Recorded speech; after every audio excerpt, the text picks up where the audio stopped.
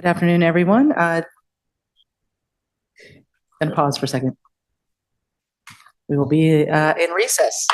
And call the meeting to order. We're in recess.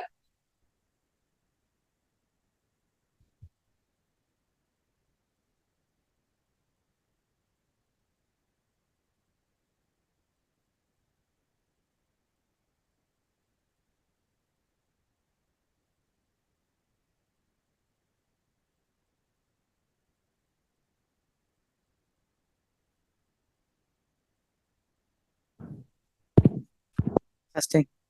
Sounds better. Okay.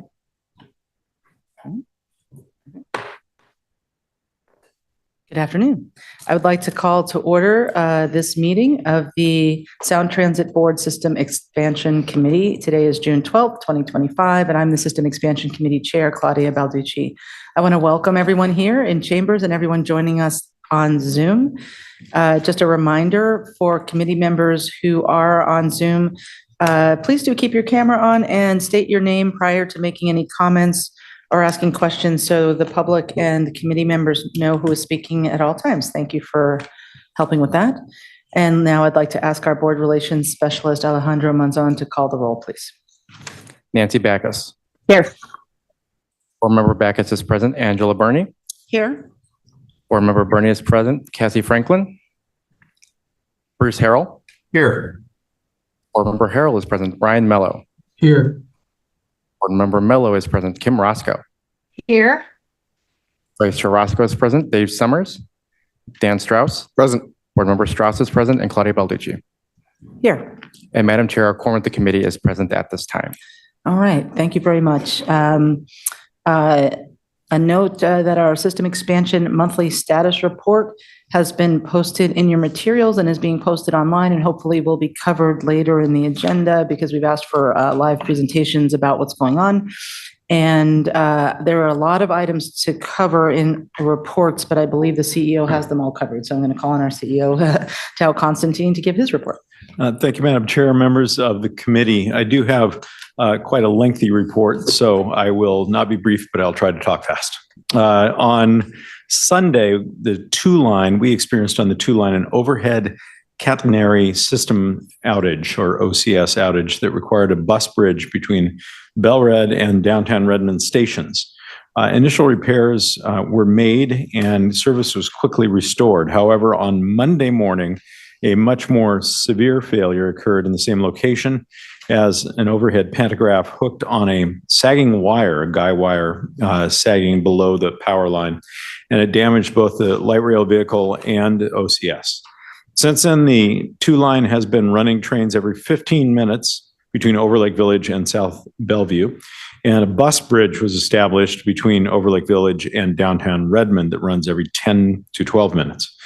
This is obviously a significant disruption for our riders, and teams have been working around the clock to safely restore full service to the 2 line. While the cause of the OCS incident continues to be under investigation, significant wire damage has been identified along the westbound tracks east of the Redmond Tech Center, that is east of where this incident occurred. The current plan of action, in fact, the repairs have already been completed, was to repair this damaged portion of the wire and then conduct extensive testing to make sure everything is good to go before we go back into service. That testing is happening today and potentially into tomorrow. We will be ready for service, we believe, no later than the weekend. We appreciate our passengers for their grace this week, and I want to thank our partners at King County Metro for assisting with bus bridges during the disruption. Job 1 is to get the wire repaired and to enter into service safely and reliably. The next job is to do a thorough investigation to identify the underlying cause so that we can make any corrections and prevent this from happening again. We will continue to keep the board and public informed as progress is made. Now, on Wednesday, May 21st, the Eastlink Extension project team passed a critical milestone, towing the first light rail vehicle across the I-90 floating bridge from South Bellevue to Judkins Park and back. The truck towed the unpowered light rail vehicle, checking for things like clearance and track alignment. And I'm pleased to say that the test went very well. Of course, the psychological boost was tremendous. This has been an enormous project for our employees, and everyone was excited to see the train on the bridge for the first time. Now, following that test, we will continue to inspect and adjust the track and test supporting electrical systems. There are several remaining project risks that must be carefully monitored before we can proceed with further systems integration testing on the floating bridge. It's taking longer than projected to get through testing and commissioning work, as I mentioned to you last month. We remain focused on opening the I-90 segment of Eastlink as soon as possible, and our top priority is to make sure all our new service is, as I said before, safe, high quality, and reliable. This past weekend, we also completed another weekend closure of the downtown Seattle tunnel stations for two-line integration testing. And speaking of testing, this Friday, tomorrow, we have another important milestone. We will be conducting testing on 4-minute headways. As many of you know, when the two-line is fully in service from Redmond to Linwood, it will add a significant amount of service between the International District Chinatown Station and Linwood stations, as both the one-line and the two-line will serve those 14 stations. Tomorrow morning, from 5 until 9, we will be testing 4-minute headways for the first time. In addition to the regular 8-minute peak service, we'll be running out-of-service trains slotted in between each in-service train. These will be single car trains. They will stop at each station and dwell for 20 seconds, but without opening the doors or accepting passengers. Passengers will see trains approximately every 4 minutes during this test, but will only be able to board the normal 4-car trains every 8 minutes. The extra trains will only run between Linwood and Stadium stations. We'll do another version of this test in August, and during that test, we hope to be able to allow passengers on board the extra trains to more fully simulate the feasibility of our 4-minute interline service. Finally, last week, Randy Harlow, the acting executive director for the Eastlink extension, announced his departure from Sound Transit. Randy has been an integral member of the Sound Transit team for the past 16 years. During Randy's tenure, he has worn multiple hats, including leading the Linwood Link extension project through project opening and most recently overseeing the Eastlink team's efforts to get the first light rail vehicle ever across the floating bridge. And really, that's the first light rail vehicle for us or anyone in the world to cross a floating bridge. Randy will be moving abroad for family, but plans to stay on board until September of this year. This long transition period helps us get the floating bridge portion of the Eastlink extension into final testing and commissioning before Randy officially departs the agency. Randy, could you work your way forward so people can see you? Randy has developed an impeccable reputation with many project teams, industry professionals, and decision makers over the years, all of whom are tremendously sad to see him go. I broke the news to Mayor Frizzell this morning, and she was bereft, but told me to pass along her best. Please join me in congratulating for a wonderful career of contributions here at Sound Transit, Randy Harlow.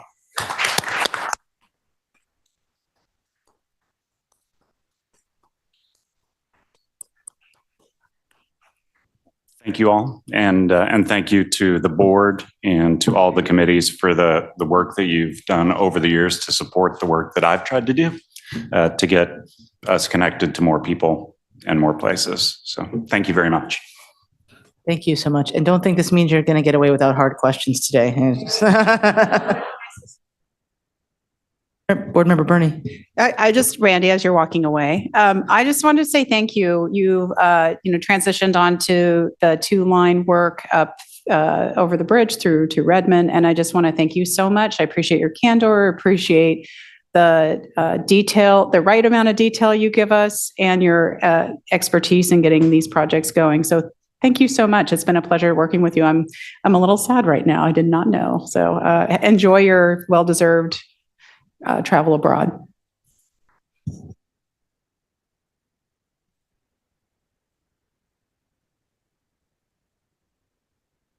All right, are there any questions for our CEO? Seeing none, we'll move into public comment. The System Expansion Committee welcomes public comment as an important part of our public process. Comments are received and considered by the committee in our deliberations. Alejandra, would you please share what types of comments were received for today's meeting? Today, the committee has received written public comment as well as 14 public verbal commenters, 2 online and 12 here in the boardroom. Thank you very much. Board members will have received written comments submitted before the meeting, and I'm now going to ask Alejandro to read names and summaries of those comments into the record, please. From a written public comment, we have Brian Chow highlighting benefits of choosing the 4th Avenue station location as the Chinatown International District Station Hub. From Betty Lau, questioning the promotion of North and South of Chinatown International District stations as voter approved at the board retreat held on May 29, 2025, while supporting the 4th Avenue station location. From Olivia Ross, submitting a form letter urging the board to use funds towards the 4th Avenue station. From Bill Hurt, acknowledging the further delay of the East Link extension should be mitigated by terminating the 2 line at the existing Chinatown International District Station. And from Ali Al-Taha, recognizing MATOC as a powerful and forward-thinking project delivery tool that enhances program flexibility, empowers small business, and breaks the status quo by expanding competition and innovation in public agency procurement. All right, thank you very much. And of course, as always, following the meeting, the comments we received in writing will be posted on Sound Transit's website so that the public may view them. All right, going to review the ground rules really quickly. Each commenter will have 2 minutes, and there is a timer. We ask you to wrap up. All comments must be germane to the agenda item or items within the committee's purview.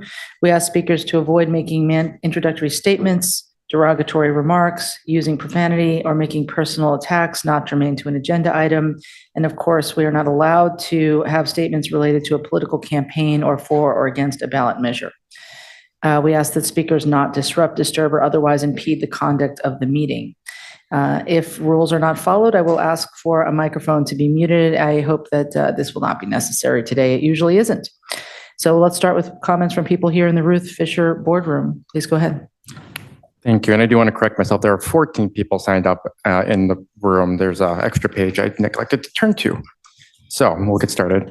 Randall Martinez, Mary Kate Ryan, and Methkal Abu Najem. As you come forward, let me just say that there's a cutoff that we use in order to make sure we can complete our work in the meeting. With that number of people, typically we would give less than 2 minutes, but since I said 2 minutes, we'll stick to it. But I will encourage people, if you can express yourself, you don't need to use the whole 2 minutes, but you have 2 minutes. Please go ahead.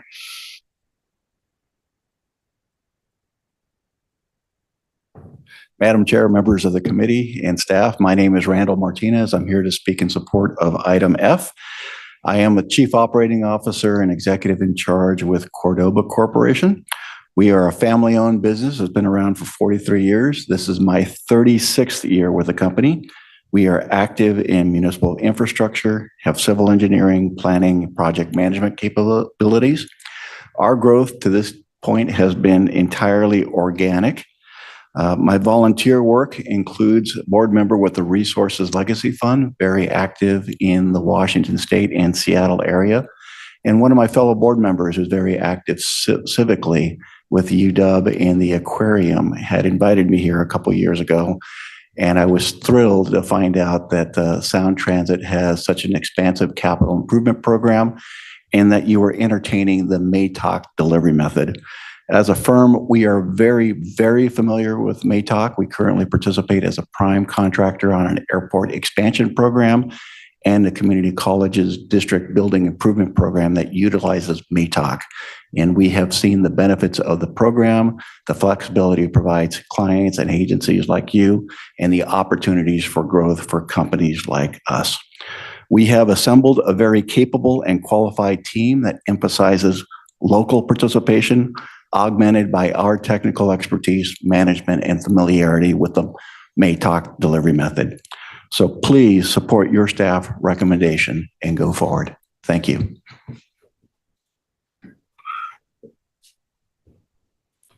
Good afternoon, System Expansion Committee. I am Mary Kate Ryan with Historic South Downtown. We want to thank you for the work you do, as high capacity transit's a key component in addressing our carbon reduction goals for Washington. But we are asking you, as board and staff, to advocate to FTA now for a 90-day comment period for the Ballard Link Extension Draft Environmental Impact Statement. We know that this is already delayed because of FTA reduction in force, but Seattle residents and decision makers deserve enough time to read and comment on the largest transit system expansion in Seattle's history. We know federal processes take time. We just want time to read about the project. Please commit to asking this of FTA today.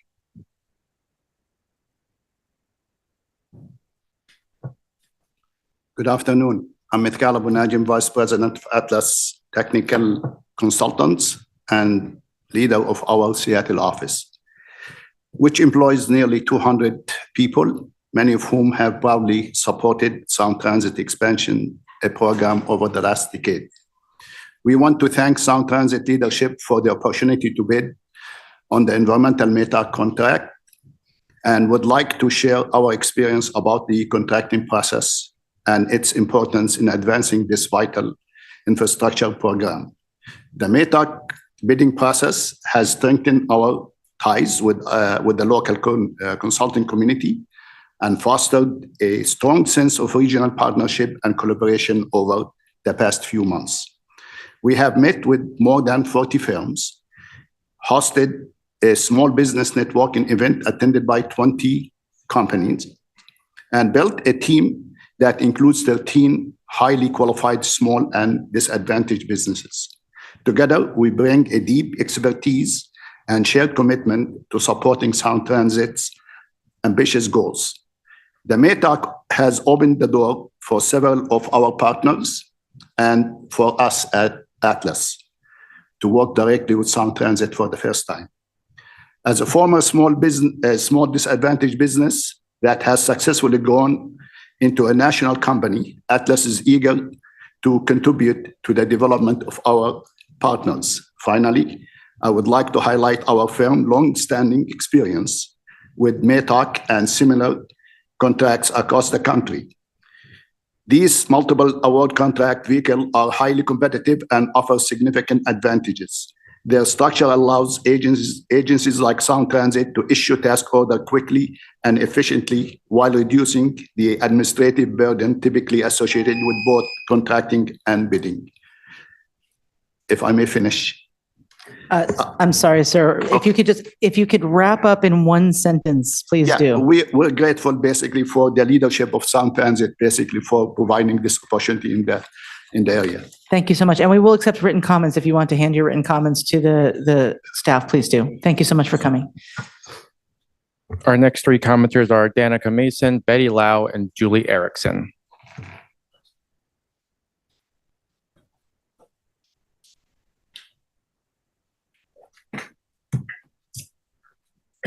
Welcome.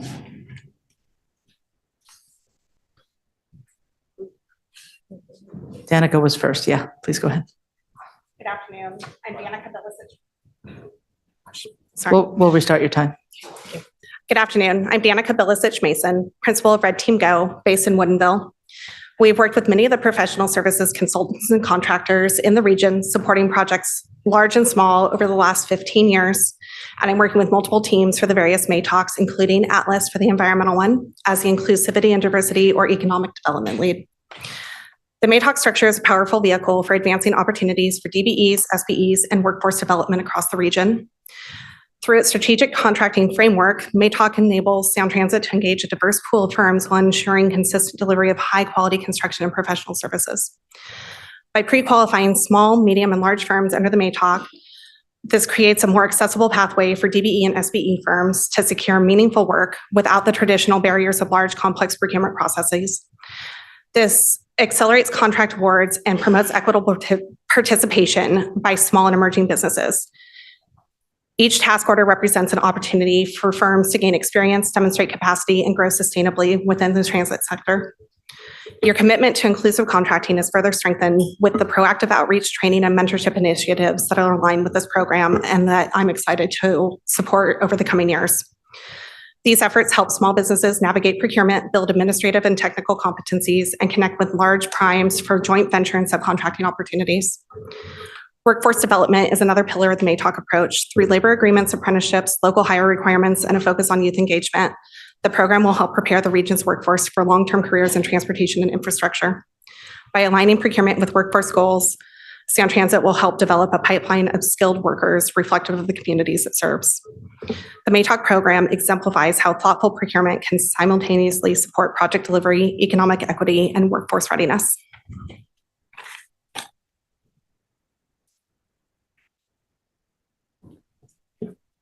Hello, I'm Betty Lau. At the Sound Transit Board retreat, I saw a system map showing something north and something south. It's confusing. It's supposed to be Sounder, but looks like north and south of CID stations. North and south of CID were unveiled December 2022 and became preferred alternatives on March 23, 2023. What we voters approved was the 4th Avenue Transit Hub with Midtown at Madison. What we chose in 2022, the last time Sound Transit said community had a choice, was the 4th Avenue Transit Hub and original Midtown.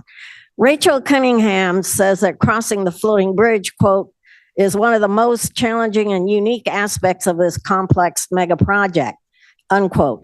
Why can't the challenges of loose soils and recalcitrant railroads be overcome in the same way? And finally, Sound Transit claims, we're committed to getting it right. So you're saying regional ridership, seniors, those who have disabilities, and communities of color deserve the inefficiencies of the inferior north and south of CID stations? Please vote for a 90-day comment period. Focus on 4th and stay off 5th. I'm Betty Lau, co-founder of Transit Equity for All, board member of the Zhonghua Benevolent Association, and member of the Sound Transit Citizens Accessibility Advisory Committee. Thank you.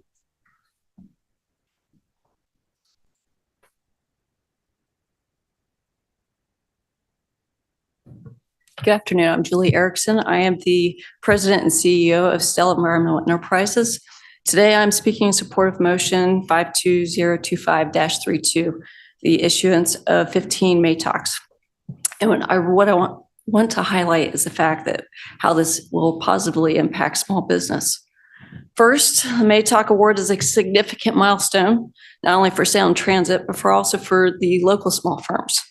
By structuring these contracts to allow small businesses to compete and participate as prime contractors, Sound Transit is actively fostering economic growth within our community. Small businesses bring fresh perspectives. We bring agility, innovation, and by providing these opportunities, Sound Transit ensures that our region's economic diversity is reflected in the work that we do. For small firms like myself, the MATOC process provides access to consistent, long-term work, creating job stability and growth. It also allows us to build the necessary infrastructure and compliance systems that larger firms already have. As a prime contractor, we are able to hire additional staff who can focus on compliance requirements and create systems that allow us to scale effectively. Being a prime contractor also enhances our brand and reputation. Successfully managing MATOC positions small businesses as trusted partners, which is invaluable when bidding on future projects. It strengthens our reputation in the marketplace, showing that we can handle large, complex projects and meet the high standards required by Sound Transit and other clients. This in turn opens the door to more opportunities and allows us to continuously grow and diversify our services. Moreover, being a prime contractor allows small businesses to gain experience overseeing work that they may not typically perform. This experience broadens our capabilities and allows us to better support smaller niche firms. Please go ahead and wrap up your thought. You don't have to stop abruptly, but if you could wrap up in a sentence or so, that would be great. Yes, ma'am. Stell's, we hold 15 federal prime contracts, and without those federal prime contracts that are MATOCs, we would have never be in the position that we're in. I'm glad you said that. Thank you. Our next three commenters are Chris Wright, Rata Don, and Ken Balder.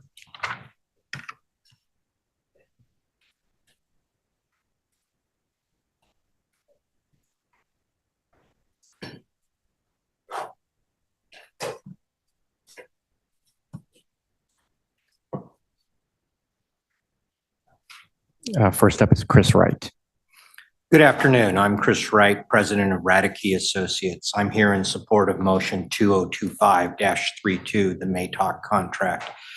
Again, as a small business, the opportunity to work across multiple different teams on projects rather than being aced out because we weren't on the team that was awarded a single contract is a great benefit to our firm and I believe to the projects overall by having a pool of consultants that they can draw from rather than just putting forward the same teams again and again and again. Thank you. That was short. Thanks. Thank you.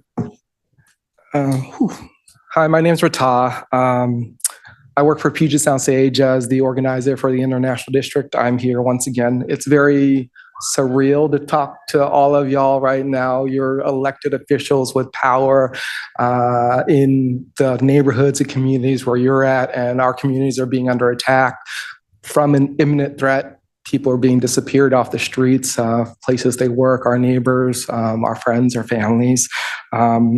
We've been spending the last couple of days trying to deal with this imminent threat, organizing, trying to push back. Hopefully you have plans for your communities. It's also my job also to plan for long-term threats that will impact the International District. And make no mistake about it, the station location decision that Sound Transit will impact the International District. And it's your vote that determines how harmful or beneficial these future impacts will be.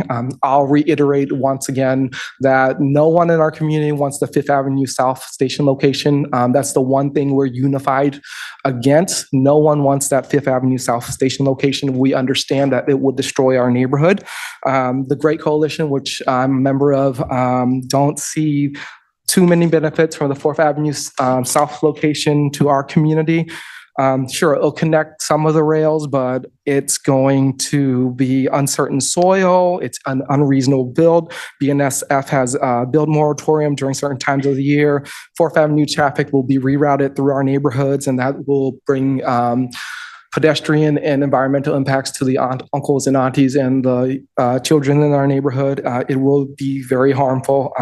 We want you to move forward with the North and South preferred alternative because it has ETOD, Equitable Transit Oriented Development, which Fourth Avenue doesn't have. That construction, the North and South, will allow us to possibly build and allow us to heal from the past harms that were put on our neighborhoods from the past major works project. Please move forth with that North and South preferred alternative build option. Thank you. Thank you, sir. Hi, good afternoon. My name is Ken Velder. Good to see everyone here this afternoon. I'm here representing Akana, which is one of the firms selected for the environmental MATOC, the subject of motion M 2025-32 before you today. Thank you for the opportunity to join your meeting. Akana is a small disadvantaged business enterprise in the state of Washington. We've been in business since 1991. I was actually hired in 2006 to start our Seattle office, supporting one of the large prime contractors on CentralLink. Parsons Brinckerhoff took a chance on our small Native American-owned firm and has been with us. We've been with them along for the ride ever since. I want to say that we're grateful for that experience and for Sound Transit's dedication to small businesses and diverse businesses. It has helped us grow from a very small company to still a small company, but a much larger one, and certainly much more equipped with technical chops and acumen. The Sound Transit expansion program has provided much needed field experience to early career staff over the last 20 years with us. And it's given our more seasoned staff a broader understanding of local transit initiatives, which has helped us to grow with other agencies in the area. I would like to say that in collecting our team for the MATOC, we looked at other small businesses. We looked at how we can give back what we've learned from Sound Transit and from the large businesses that we've worked with. And so we're excited about the opportunity to come in and provide a small business, a diverse business service to Sound Transit under the MATOC. We just wanted to put our support behind this and hope that the board is able to move forward expediently with the motion in front of you today. Thank you for the opportunity to speak. Thank you. Our next three commenters are Trina Sesnick, John Kane, and Arvind Charaya.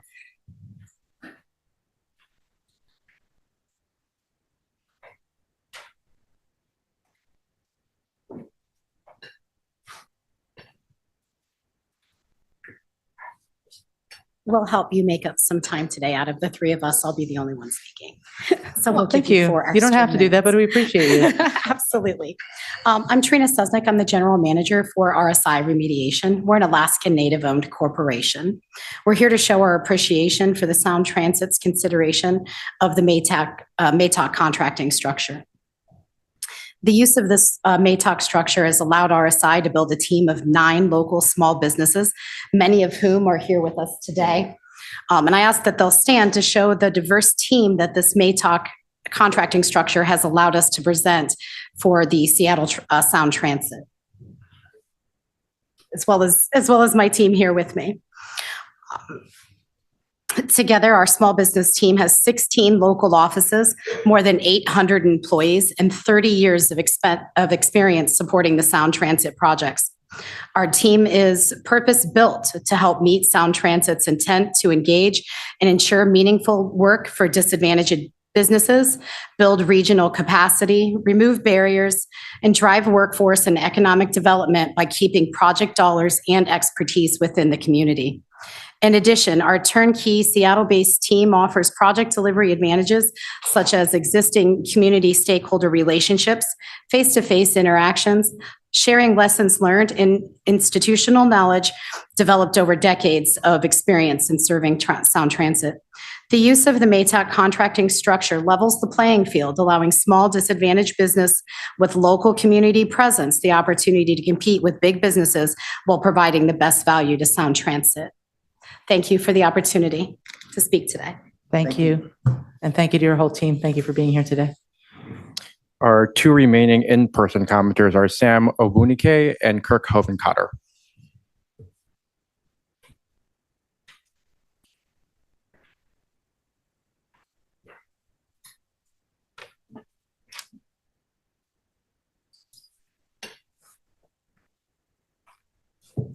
Welcome. Please turn on your microphone and go ahead. Okay. My name is Samuel Obunaiki with Obunko Engineers. I'm the president of Obunko Engineering. The most important thing I wanted to share to the board is that without Sound Transit, I wouldn't be sitting here today. And I've shared that information with the Terry. When I heard about they're going to be looking into doing the MATOC, actually encouraging small businesses to compete. A case in point for me, Obunko Engineering, when we started in 1997, at some point, trying to get on a team, it didn't work. What did Obunko Engineering did? We decided to form our own team. When the economy in 2000, I believe it was 2008, tanked over here, the only task order that was coming to us, why I'm sitting here today, was the Sound Transit kept us alive. On top of that, we have now grown to 60 employees right now. We're able to acquire another company in Pasco that Obunko acquired. And also Obunko also acquired an architectural firm in Ohio. So without Sound Transit, I wouldn't be sitting right here. So I do encourage the board to make sure that this MATOC something goes according to plan, because without that, I wouldn't be sitting here. Thank you so much for the board. Chair Balducci, members of the committee, I'm Kirk Hovenkotter, the Executive Director of Transportation Choices Coalition. Our organization championed the measures to expand light rail in 1996, 2008, and 2016. We are urging you to move the Tacoma Dome Link Extension draft environmental impact statement forward and advance the Tacoma Dome Link Extension into Pierce County. This expansion is more than just tracks and stations. It's more than just a spine. It's a vital investment in our region's shared future.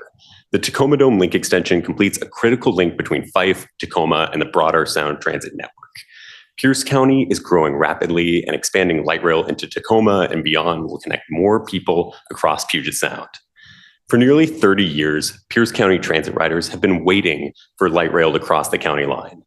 Every day, Pierce County transit riders face an especially grinding commute on I-5, pulls them away from family and friends, and puts opportunities out of reach. The Tacoma Dome Link Extension is a crucial opportunity to deliver transit that will ensure that Pierce County residents, regardless of income or ability, can reliably get where they need to go. The motion to move the DEIS forward is an important next step and demonstrates that Sound Transit's commitment to finally bringing light rail to all 3 counties in the Sound Transit District is real. Let's get this done. We appreciate the committee's leadership in moving this motion forward. Thank you for your time. Thank you both. Chair Balducci, does everybody who signed up in person? We do have 2 virtual commenters as well. All right, we'll move into virtual public comment now. Same general rules, but logistically, when your name is called, please identify yourself using the raise hand function in the Zoom call, or if you're joining the meeting by telephone, press *9. All right, please go ahead. Our first online commenter is Ali Altaha. Can you hear me? Yes, we can. Thank you. Good afternoon, Ms. Chairwoman, committee members, CEO, and staff. My name is Ali Altaha, Executive Vice President of C2PM. I wanted to thank Sound Transit for this historic moment, and I'm here in support of item F. In the construction industry, we rely on a variety of tools delivering complex programs. MATOC is one of the most powerful among them. Yet the term MATOC often solicits mixed reactions, largely due to lack of understanding how the process works and the substantial benefit it offers. With over 30 years of experience, starting as a public agency employee and now serving as a seasoned PMCM consultant, I'm confidently saying that MATOC provides significant advantages both as a project delivery tool for Sound Transit and as a forward-thinking public policy. Flexibility. MATOC offers unmatched flexibility for agencies like Sound Transit, especially when they're administering anywhere between $30 and $40 billion capital improvement program. Traditional procurement for each individual project demands significant time and staffing resources. MATOC streamlined this process, enabling faster project delivery and reducing overhead costs, ultimately freeing up more funds and more staff for additional project delivery. 2, empowering small businesses. As a strong advocate for small businesses, I've seen firsthand how small businesses are often brought into teams in name only, without meaningful work or growth opportunities. MATOC disrupts this dynamic. It gives the SBEs a path to prime contracts where they can lead the work, build capacity, and chart their own course based on performance. Breaking the status quo. Many public agencies have become overly reliant on a small circle of large consultants. I'm sorry to interrupt you. You may have noticed that your timer has expired. Can you wrap up briefly, please? Absolutely. What I will say is, thank you. Based on my professional assessment, I have full confidence in Sound Transit leadership of Ms. Terry Mestis, Deputy CEO, and her distinguished delivery staff to bring Sound Transit MATOC version 2 across the finish line. I respectfully encourage you supporting the staff moving this program forward. And again, thank you for your time. Thank you. And our final commenter today is Joe Kunzler.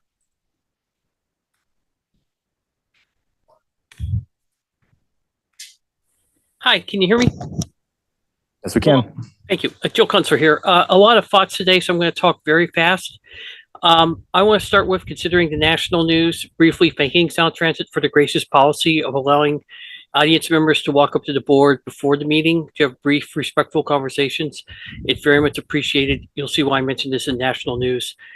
Moving along quickly, as quickly as I hope we get light rail, I want to congratulate Executive Mello and his team in Pierce County, as well as Board Member Roscoe, on getting Tacoma, getting the Southern Link to this point. It's a milestone. It's a beautiful day for all Sound Transit fans, whether you're in the north like me or in the south, or want to get to ride to a Redmond City Council meeting.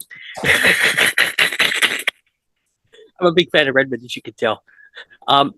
And you could also ride past beautiful second best city in Bellevue with the best South Transit board member, Claudia Badasucci.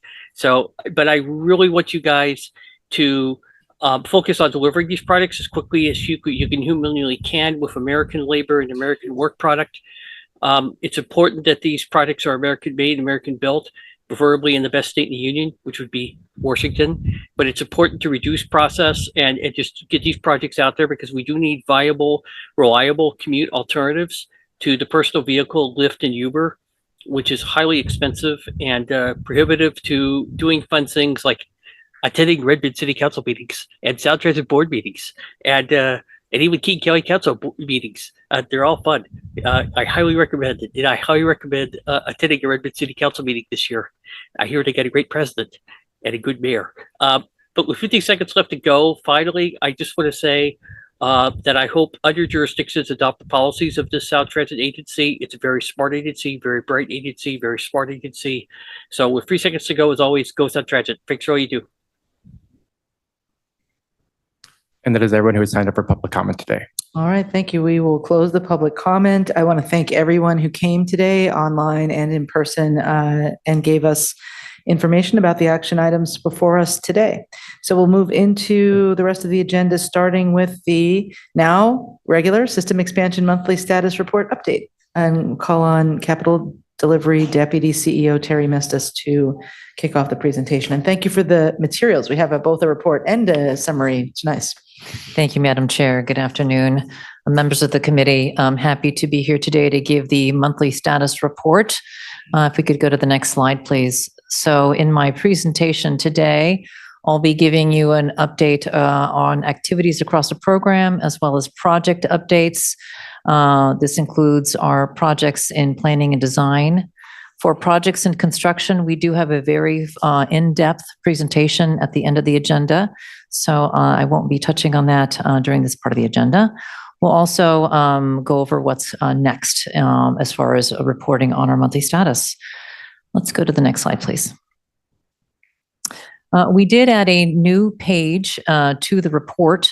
The page after the cover is called Notable Updates, and this is so that any changes from the previous month are very easy to find. On this slide, you see some of the highlights. Some of them are well-known, Downtown Redmond opening in May and the Record of Decision. For the Ballard update, we are reporting that there is a delay in issuance of the DEIS. We are working very closely with our FTA partners, advancing the DIS for publication. When the notice of intent was issued to kick off scoping for the project last fall, we were targeting a spring publication for the draft EIS. We continue to work actively with the FTA to respond to the executive orders and feedback that we are receiving, and are targeting a Q3 publication. We are going to continue to provide updates on that as we receive them to the committee. We've also have a summary list of active procurements for ease for the committee to see the activity that's happening there. We also provided a summary of the board actions for last month for ease. Let's go to the next slide, please. Moving over to the program level accomplishments, we are reporting on our activities of being the owner of choice. We have our new procurement forecast published. That is a 2-year forecast that we're giving to industry so that they can prepare for our solicitations. We also have a new web page where industry can find all of our design standards and our criteria, again, for ease of understanding what is required of Sound Transit projects. We are also updating our policies and manuals, notably the construction management manual. It's about 20% complete. That will be completed by the end of the year. And also there are several policies. These are policies at the department level and procedures that are being refined. All of those will further provide input to how we set up our new project management information system, our new technology platform. We also continue to have a lot of engagement with industry. On this slide, you see there a list at the bottom. We had a very successful event with ACEC last month. There's a picture on the slide on the right. It was a sold-out event where we talked about how we can work better together with industries. Many ideas came out of that summit.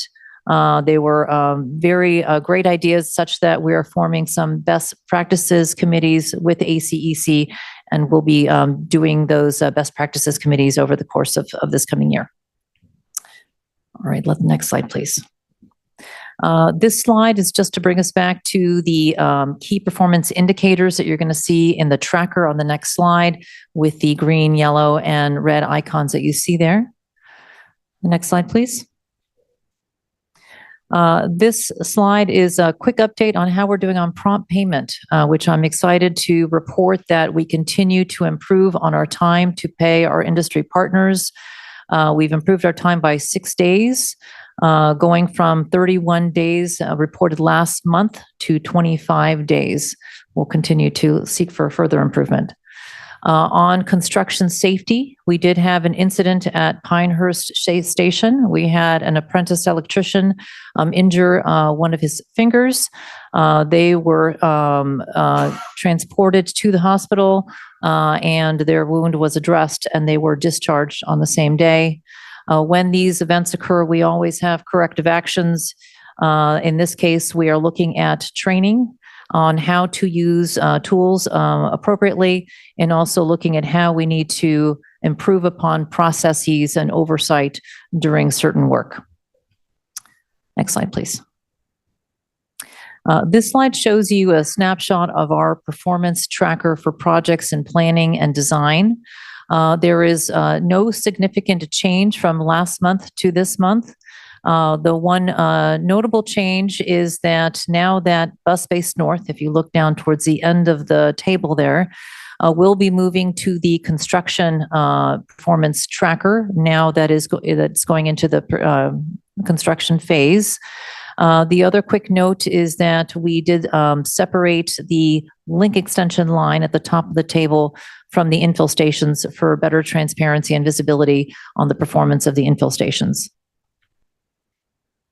Next slide, please. What's next? Today, we will give an in-depth presentation on projects in construction. We'll be coming back to the committee for an in-depth presentation on projects in planning and design in Q3. We'll also be providing in-depth updates as we come forward for discrete recommendations. Two of those are listed there as we come forward for the operations and maintenance facility procurement recommendation. We'll provide an update there as well as on the Sounder program. And we look forward to continuing to improve upon our system expansion monthly status report. With that, I'm happy to take any questions. Thank you so much, Deputy CEO Mestis. This is exactly what I was hoping that we would do, is we would create a report that would give a brief overview of where we're at, that we would check in briefly at the top of each meeting so we could sort of follow along and from month to month see the trends. I don't intend to really have a long discussion, but there's certainly time for a few questions if anyone has any. All right. Sure. Yes, go ahead. I'll reserve questions for the next time when we have a shorter agenda. Okay. Thank you. Thank you so much, board member. All right. Thank you again. And we'll move into business items now. We have 6 business items on the agenda today. 2 are for committee final action, 4 for recommendation to the board. And let us begin with our warm up we have each month, which is approving the minutes of our last meeting. Is there a motion to approve? So moved. Thank you, board member Burney. Is there a second? Second, this is Roscoe. Thank you, Vice Chair Roscoe. Any comments, questions, or changes on the minutes? Seeing none, all those in favor, please signify by saying aye. Aye.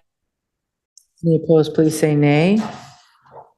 Motion carries. The minutes are approved. Brings us to item 7B, which is regarding a contract modification on the King Street Station Platform Area Improvements Projects. So I'd like to invite John Martin, Executive Director in the Capital Delivery Program, to please join us and begin the staff presentation. Welcome to you all. Thank you. Madam Chair, CEO Constantine, Cabinet members, I am John Martin, the Executive Director for the State of Good Repair and the Sounder Construction Programs under DCEO Mestis here at Sound Transit. With me, I've got William Chow, Zach Eskenazi, and they're going to go ahead and brief you on the King Street Extension Project. Thank you very much. Thank you. All right. Good afternoon, members of the System Expansion Committee. My name is William Chow, Acting Sounder South Project Development Director. And as John mentioned, with me today is Zach Eskenazi, High Capacity Transit Development Manager. We're here to give an overview of the King Street Station Platform Area Improvement Projects. Next slide. So while we're here today, we have two main goals of the presentation. First is to give an overview and a status update on where our project is. The second goal is to provide more information on today's motion to execute a contract amendment with Davis Evans and Associates to complete environmental and move through preliminary engineering work for a little over $6.8 million. Next slide. So as a brief overview, we want to give an overview on what Sounder is. As you may know, King Street Station is the terminus for both the North and South Sounder lines, which are high capacity commuter rail services that operate from both Lakewood and Tacoma in Pierce and South King County communities up to King Street Station, as well as from Everett and Snohomish County coastal communities to the north. Service primarily operates on a corridor owned by BNSF and shared with both BNSF freight trains as well as Amtrak intercity trains. We are celebrating 25 years of Sounder this fall, and we are looking to improve upon the Sounder experience for decades to come. Next slide. So as part of our commitment to the Sounder program, the ST3 voter approved package back in 2016 sought to increase capacity on the Sounder South corridor. The King Street Station project is one component of this program, which includes elements such as the platform extensions to accommodate longer trains, as well as increased service levels through negotiations with BNSF and capital improvements to our tracking signal network.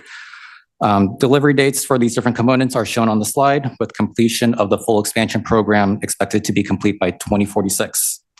With that overview on the Sounder program and the capital program, I'll turn it over to Zach to talk about the King Street Station project. Thank you, William. Good afternoon. I'm Zach Eskenazi, High Capacity Transit Development Manager. So I just wanted to provide an overview of the King Street Station Platform Area Improvement Project. This project would reduce crowding on the existing narrow train platform. It would accommodate future longer trains, improve access to and from the train platform, provide additional Americans with disability access, improve connections between the station and other nearby transit services, as well as provide station amenities to improve the rider experience. We are currently in the planning process now. As William noted, the completion date for this project is 2036, but we wanted to start planning now to provide as an opportunity to be shovel ready should additional funding opportunities be identified, which could allow us to move the completion date up. And I'd also like to note that we are closely coordinating with the Sound Transit Ballard Link Extension Project, as well as the South Downtown Hub planning effort. Next slide, please. So this slide shows an overview, This is a diagram showing the existing King Street Station conditions, highlighting the two main egress points at Jackson Street to the north and the Weller Street Bridge to the south. Currently, there is only one elevator that connects the platform to the street level. And so then we've also highlighted on the slide here the key travel movements, to provide connections to link at Chinatown International District Station, as well as to buses in the area and Amtrak for intercity and long distance trains. On the next slide. This slide provides an overview of what we have been studying. So we've recently completed our conceptual engineering phase of the project. The key elements of the project that we studied include an extended platform to the south with a second mini-high. The mini-high allows passengers who need accessibility services to access the trains. We're proposing 2 new staircases and an elevator, which would connect to a mezzanine level north of Weller Street Bridge. That's in pink on the slide there. And then we would also provide new connections from the mezzanine to 2nd Avenue Extension, as well as 4th Avenue South and King Street Plaza. To the south, the platform would be extended, and we would add 2 new elevators and a staircase on the southern end of the platform to connect at 4th Avenue south down there. And then, and as mentioned earlier, station ancillary improvements include wayfinding tactiles and a passenger address system. Next slide, please. So this is our proposed high-level schedule. So as I mentioned in the beginning of the presentation, the board has identified 2036 as the target opening date, and that was part of the realignment.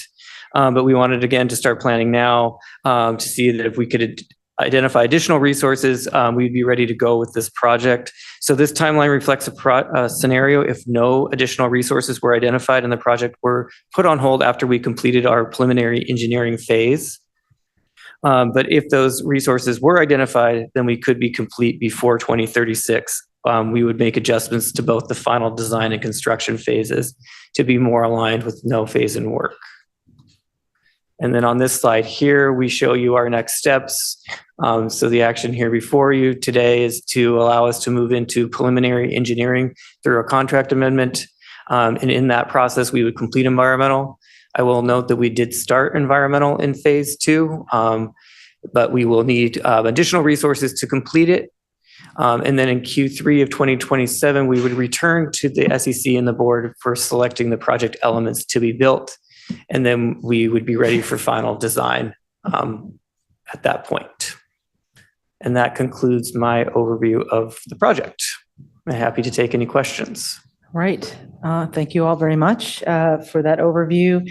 I'll just share by way of my own little report that a few months ago, I want to say in the summer, I don't get to take, because of being East King County, I don't take Sounder very much, but we took a ride to an event in Tacoma and I got to go with some staff members.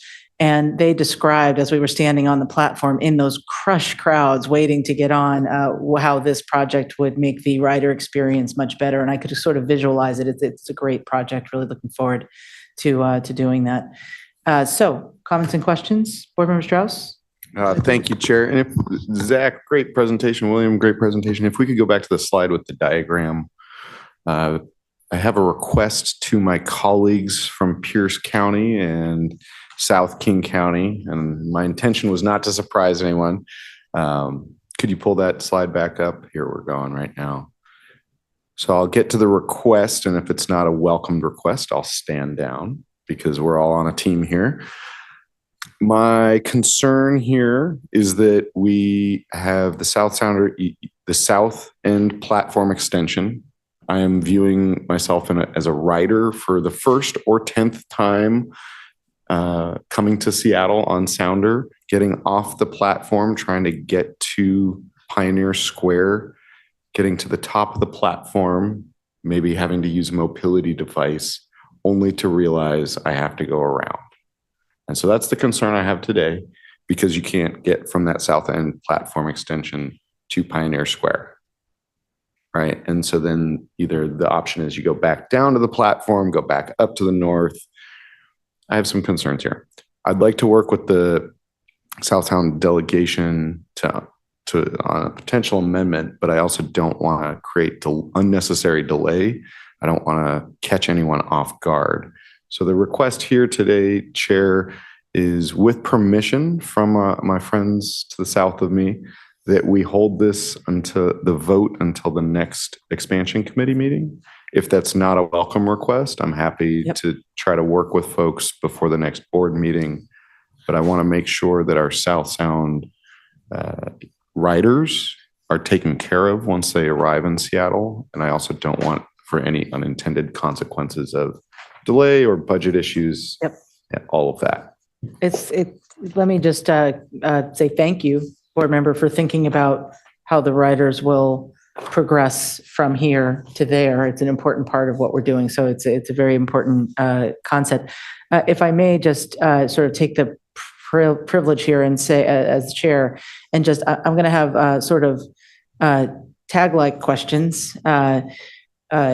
We have made a commitment in response to our technical advisory group work to be knowledgeable about what we're doing and the trade-offs when we choose to delay something. And so if I may, just the questions I would like to know the answer to are, one, is there a way to pursue this very good idea without delay? That's question one. Question two, if not, would a 1 month delay to try to come up with a plan impact the ultimate delivery in terms of the schedule of this project?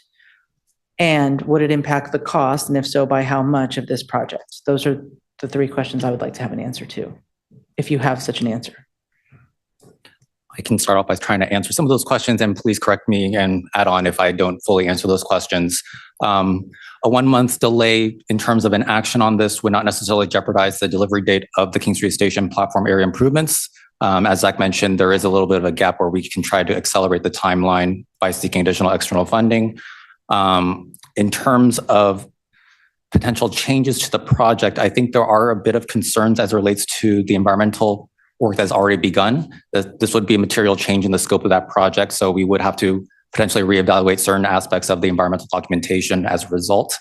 Trying to think. Chair Balducci, what was the other set of questions that you had? Do we need to delay this moving forward on this action in order to consider this proposal? If we do delay for a month, will that impact the schedule for delivering this project? And what would be the cost implications of delaying for a month?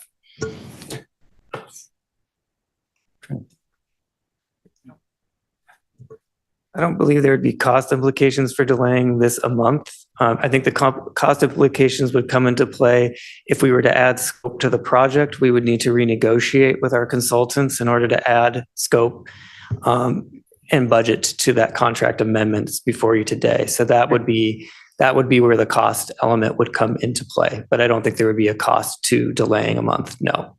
Okay, and we're very early in the project, so it is credible to me that we're not so tight on schedule that we could not take 1 month without moving the date we anticipate opening this project to the public. That is correct. Mm-hmm. Thank you for answering my questions, Board Member Burney.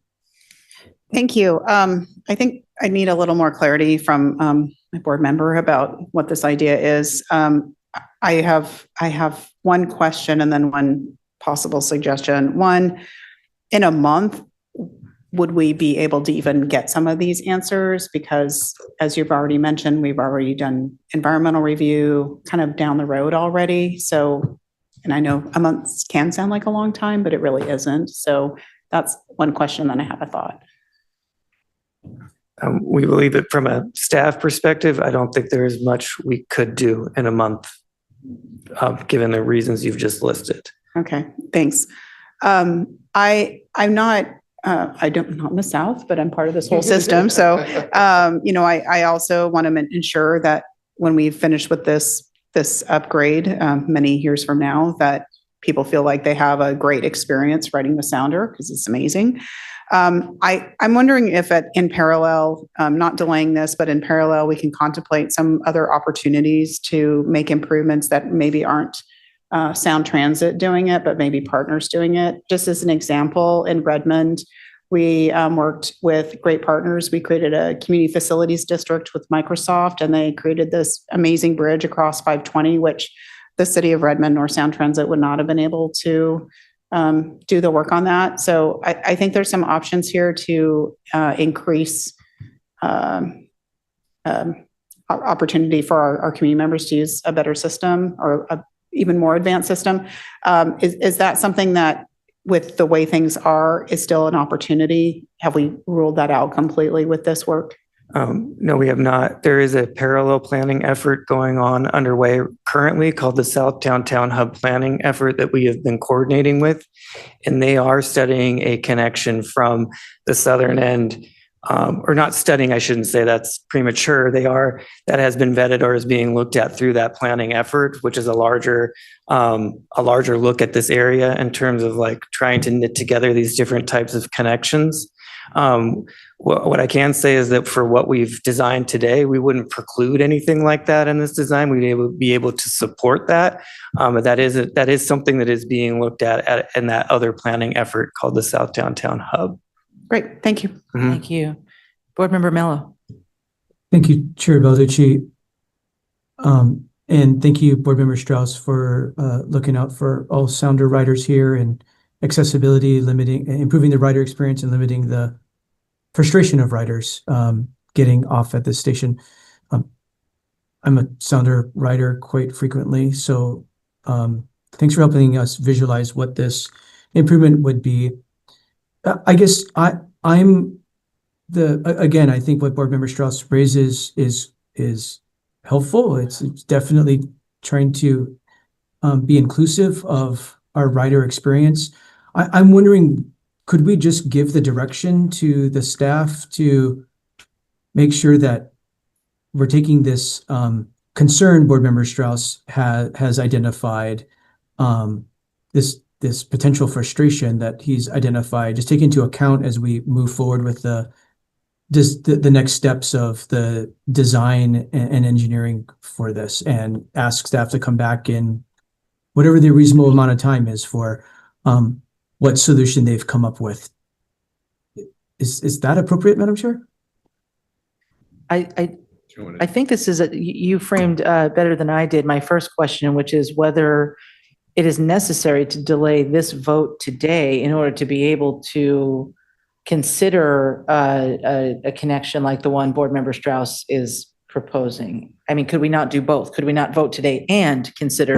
And I think that's what you're saying, Board Member Mello. Could we? And I heard you say what we're doing does not preclude, and those were like magic words to me. Not precluding is a good thing. So did the questions make sense, and can you answer?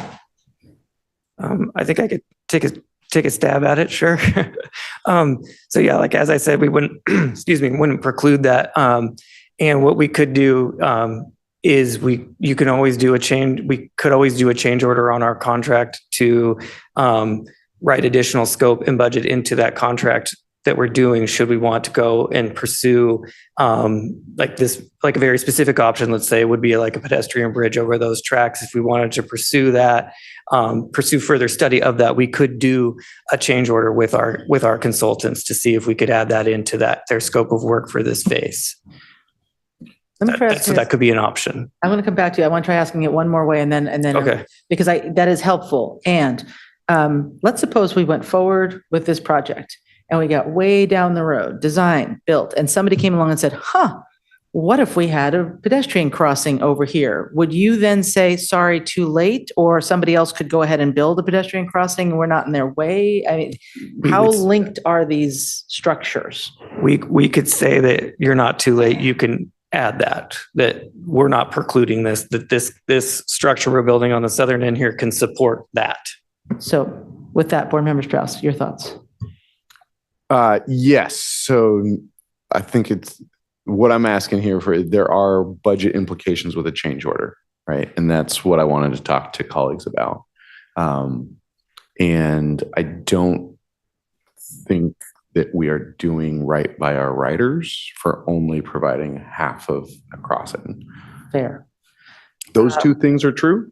I can either work offline be between here and board meeting, or we can take it up next time. Could I also clarify too, just a little bit? If you see that that mezzanine level, we are proposing 2 connections to the north and an additional elevator. So passengers would be able to take that elevator up and make a connection to either King Street Plaza or to 2nd Avenue Extension. And what staff were envisioning with that particular improvement was facilitating that access to Pioneer Square. Then we are also proposing an additional crossing at 4th Avenue to the north there near Union Station. And that would facilitate additional access and release some of that pressure on Weller Street Bridge for folks trying to access the International District's light rail station. So the reason why we weren't looking at a connection to the south necessarily is that doesn't really put you into Pioneer Square as readily as the northern connections. So that's the logic behind what staff was studying. Just to try to provide a little bit more clarity on why it's laid out the way that it is. Thank you. Mm-hmm. Board Member Backus. Thank you, Madam Chair. I'm all for making sure that we have access for our riders in all ways possible. Just wondering if a change order was required to make that happen. That is, I would assume, within the contingency amount that has been set aside, so it would not be a significant issue on this project. We have not negotiated the change order as of yet. We do not know whether it's within a contingency or whether we would need to come back Right. to the board for additional resources. I think I would say if we decided as a board that we wanted to direct staff to pursue an additional connection, the funding to design and build that additional connection is not part of the project, and we would have to figure out how to fund it. Does that answer your question, board member? Yes, thank you. I don't know if there's even any idea of a dollar amount that might be involved in that. I'm always interested in dollars, obviously. Well, let me also share that on the way into this meeting, some of us were talking about this idea, and board member Bernie shared that we have done a public-private partnership for a pedestrian crossing before on the downtown Redmond Link extension with Microsoft, and that enabled us to have two crossings. One of them was a partnership. The other one was we didn't put any money in at all, I don't think. So in any event, there is a path. There is a path from here to there. And the request is to do a little bit of upfront time to think about whether we could chart what that path could be before we take this action and move forward. I have heard staff say that they don't think there are cost implications of a 1-month delay. I have also heard that we don't see that there are schedule implications of a 1-month delay. And if ultimately what we want is a project that serves the riders as best as possible, it seems to me worthwhile, given those assertions, that we take the time, and that's where I'm leaning, but let's continue with Board Member Bernie, followed by Vice Chair Roscoe. Just to follow that, except the staff said that 1 month will not give them the time to do what you just said. So that's my worry, is that can we do this in tandem? I think that was brought up. Move this forward and also continue that work. I heard that Q&A just a little bit differently. What I am suggesting is that if we take a little bit of a delay, it's to chart a path, not necessarily to know what the end of the path is, but like, this is what it would take. You would have to do these steps, and this is what the branching decision trees you might have, and this one leads to a change order. And we think that you're talking about an order of magnitude of X cost, and we could get a report that lays out what it would look like to pursue this option, and then decide whether we want to pursue it or not. CEO Constantine keeps leaning into the microphone. I think he's going to solve everything. So perhaps I'm going to, let me get Board Member Roscoe's question out, and then we're going to call on you. All right, please go ahead. Thank you, Chair. My biggest concern is just the word delay. And I feel like what can be accomplished by staff can still be accomplished even if we take action today. So it's kind of that, 6, half dozen. So I'm leaning towards not delaying from a philosophical, avoiding delay at all costs, and also having something here that, we haven't heard about. I don't fully understand what this is about. I guess I do fully understand. I just don't like that it's come last minute. From my visual, it doesn't seem like this connection is taking anyone to Pioneer Square. It's taking them to the stadiums. So I need to have an opportunity to re-walk this new concept. But basically, I think that we should continue with the action before us today, and at the board meeting in a couple weeks, ask if there is consensus at a board level to commit staff time and resources to this additional study, not necessarily at the SEC. I appreciate the recognition of South Sound riders, but I do see this as a system decision versus a focus of South Sound elected. Let me just remind the committee that quite unusually, we almost never have this level of discussion on an item that is within the committee's final decision authority. We're not being asked to make a recommendation, we're being asked to take a vote here today. So I'm open to a motion. I think we've had lots of discussion. I think people have had a chance to think about it. And the motion would be, if somebody wants to move forward with this decision today, move to approve. Oh, first, let me ask, well, we're going to do this backwards. I want to first see if there's a motion, then I'll ask you to read it into the record. Is there a motion to approve item 7B? This is Vice Chair Roscoe. I'll make that motion. Okay. And I'll second. And there's a second. So it's before us. We're going to ask Alejandro to read the item into the record. Motion number M 2025-29 is a motion of the System Expansion Committee of the Central Puget Sound Regional Transit Authority, authorizing the Chief Executive Officer to execute a contract modification with David Evans and Associates to exercise a contract option for consultant services for the King Street Station Platform Area Improvements Project, Phase 3 Preliminary Engineering, within the Sounder South Capacity Expansion Program in the amount of $6,199,326, with a 10% contingency of $619,933, totaling $6,819,259 for a new total authorized contract amount not to exceed $26,812,897. Thank you. Board Member Strauss, if you wished to formally request a delay, I believe it would be the correct format would be a motion to defer to a date certain being our next meeting. I'm not going to take this opportunity to get in a fight with Board Member Roscoe about this. I will share what you said about this amount of discussion on a final action. I was briefed by staff a number of weeks ago. I was only given the relevant information that I needed to have this conversation with colleagues this week. And that is where this problem comes into. And so I don't want to catch anyone off guard. Didn't want to put anyone on blast. Don't need to cause undue pain for staff members working hard on this.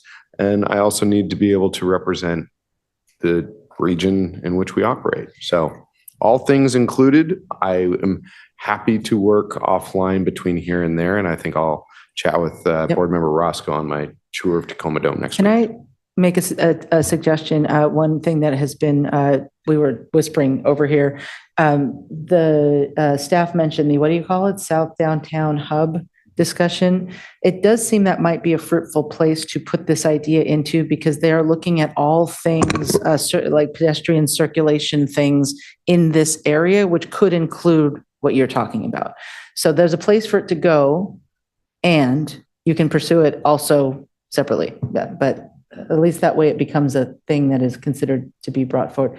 And by the way, we would need to find funding for proposed improvements that come out of that group, no matter what they are. So it's not going away, this idea of if we really want to commit to improve circulation in this area, we're going to need to find some funding for it. Chair, one last thought here, and this is a direction to all Sound Transit staff from my perspective. Of course, we have 17 other board members and a CEO to have this perspective. But when we're designing infrastructure, having these dead ends is not something that we should be designing for any reason. If somebody gets off of that station and accidental, even with the pink over the lid and all of the directions saying, if you want to go this, to this place, you go north. It's not okay for us to design dead ends in our regional connectivity. And so that's just what I'll say here. And I'm happy to work with folks offline. Thank you. All right, thank you. Any further discussion?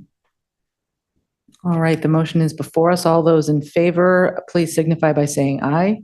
Aye. Any opposed, say nay. The motion carries. With the addendum that we will continue discussion about the idea about the additional connection. Thank you all very much. Appreciate that. That was a very unusual level of discussion for an item within the committee's final discretion. Good job. Congratulations. All right. We now move on to items for recommendation to the board, starting with item 7C, which I think we're now moving into the Tacoma Dome Link extension decisions. So let's invite the team down to give us their presentation. Just by way of introduction, this is the big items. The next few are the main event for our meeting here today, where we get to talk about and recommend a preferred alternative for the Tacoma Dome Link extension project, which would move the project into the next phase of development and environmental review. Always a big moment here when we get to recommend preferred alternatives. The preferred alternative will be included in the final environmental impact statement, and staff will advance the design of the preferred alternative through preliminary engineering at or about 30% design. This kind of decision marks years of dedicated work on the part of project staff, jurisdictional partners, interested members of the public, and the board. However, there are always, in my experience, there are always additional conversations as we go forward from this moment. And the ultimate goal is, of course, making the right decision on a final project to be built further down the road to expand the regional system into Pierce County and Tacoma. To be clear, the action today is not a final decision. It is an indication of where the System Expansion Committee is currently leading in our recommendation to the board. After the board identifies the preferred alternative, the project team will continue to advance design and environmental planning, leading to the final environmental impact statement. Advancing design, as I said, to about 30% through preliminary engineering will help us gain more confidence in the project's costs, risks, and impacts, and will help inform mitigation. This phase of work will continue in close collaboration with jurisdictional partners, tribal nations, impacted property owners, and the broader community. After publication of the final EIS, we will have the opportunity to select to build any of the alternative study, which would then be advanced into final design. So we could select a different alternative that is not this preferred alternative. It doesn't happen often, but it does happen. Sound Transit has had ongoing conversations with tribal partners and jurisdictions, and their feedback gives us confidence that we can identify a preferred alternative and continue advancing the project. Again, today's action does not preclude future adjustments to stations or alignments in response to additional design work. I just want to say staff and the board have done a lot of work on this project, and I believe staff has done an excellent job getting us to this point. I think we're going to have a robust discussion and decision coming to us today to make a recommendation to the full board. And with that, I would like to invite Board Member and Executive Mello for some introductory comments before the staff presentation. Please go ahead. Well, thank you, Chair Balducci. Thank you for setting the stage and for your very good introduction. It really is exciting to be here today during the first significant board vote for a Pierce County project during my tenure on the board. The Tacoma Dome Link Extension project will bring light rail to Pierce County, connecting us to the regional system and the rest of this growing region. So we know that it will drive economic development, mobility, and increase access to opportunities for our residents for decades to come, and why we're working so hard to make this a reality. Many of the alignment and station decisions ahead of us today have been through rigorous analysis and, of course, many, many hours of listening to the community, as we should. I'll make some more detailed comments as we discuss the preferred alternative and the vote ahead of us. But I want to say that staff and the board have done a good job getting us to this position, and I'm very excited to keep this project moving forward. So speaking of moving forward, I also want to speak about our government-to-government relationship with the Puyallup Tribe of Indians. Sound Transit is undergoing monumental work to build what will be the first light rail project in the United States on a tribal reservation. While we're working to avoid all impacts possible to tribal trust property, we're cognizant of the fact that construction of this project will create permanent impacts to tribal lands. The Puyallup Tribe deserves our commitment to upholding their sovereignty through the planning and construction process. We take our trust responsibility very seriously at Sound Transit, and we'll be working with the Puyallup Tribe of Indians every step of the way. Many of us recently visited the Tribal Council and heard from them that this project may move forward into the final environmental impact statement phase. However, mitigation will be monumental and time-consuming. We're committed to this work and have started conversations to ensure we are meeting the expectations of our partners at the Puyallup Tribe of Indians. As an agency, we must show up fully and be respectful of their position in these negotiations and be mindful of past harms transportation projects have caused Native communities. So I'm committed to this hard and important work. Our region deserves it.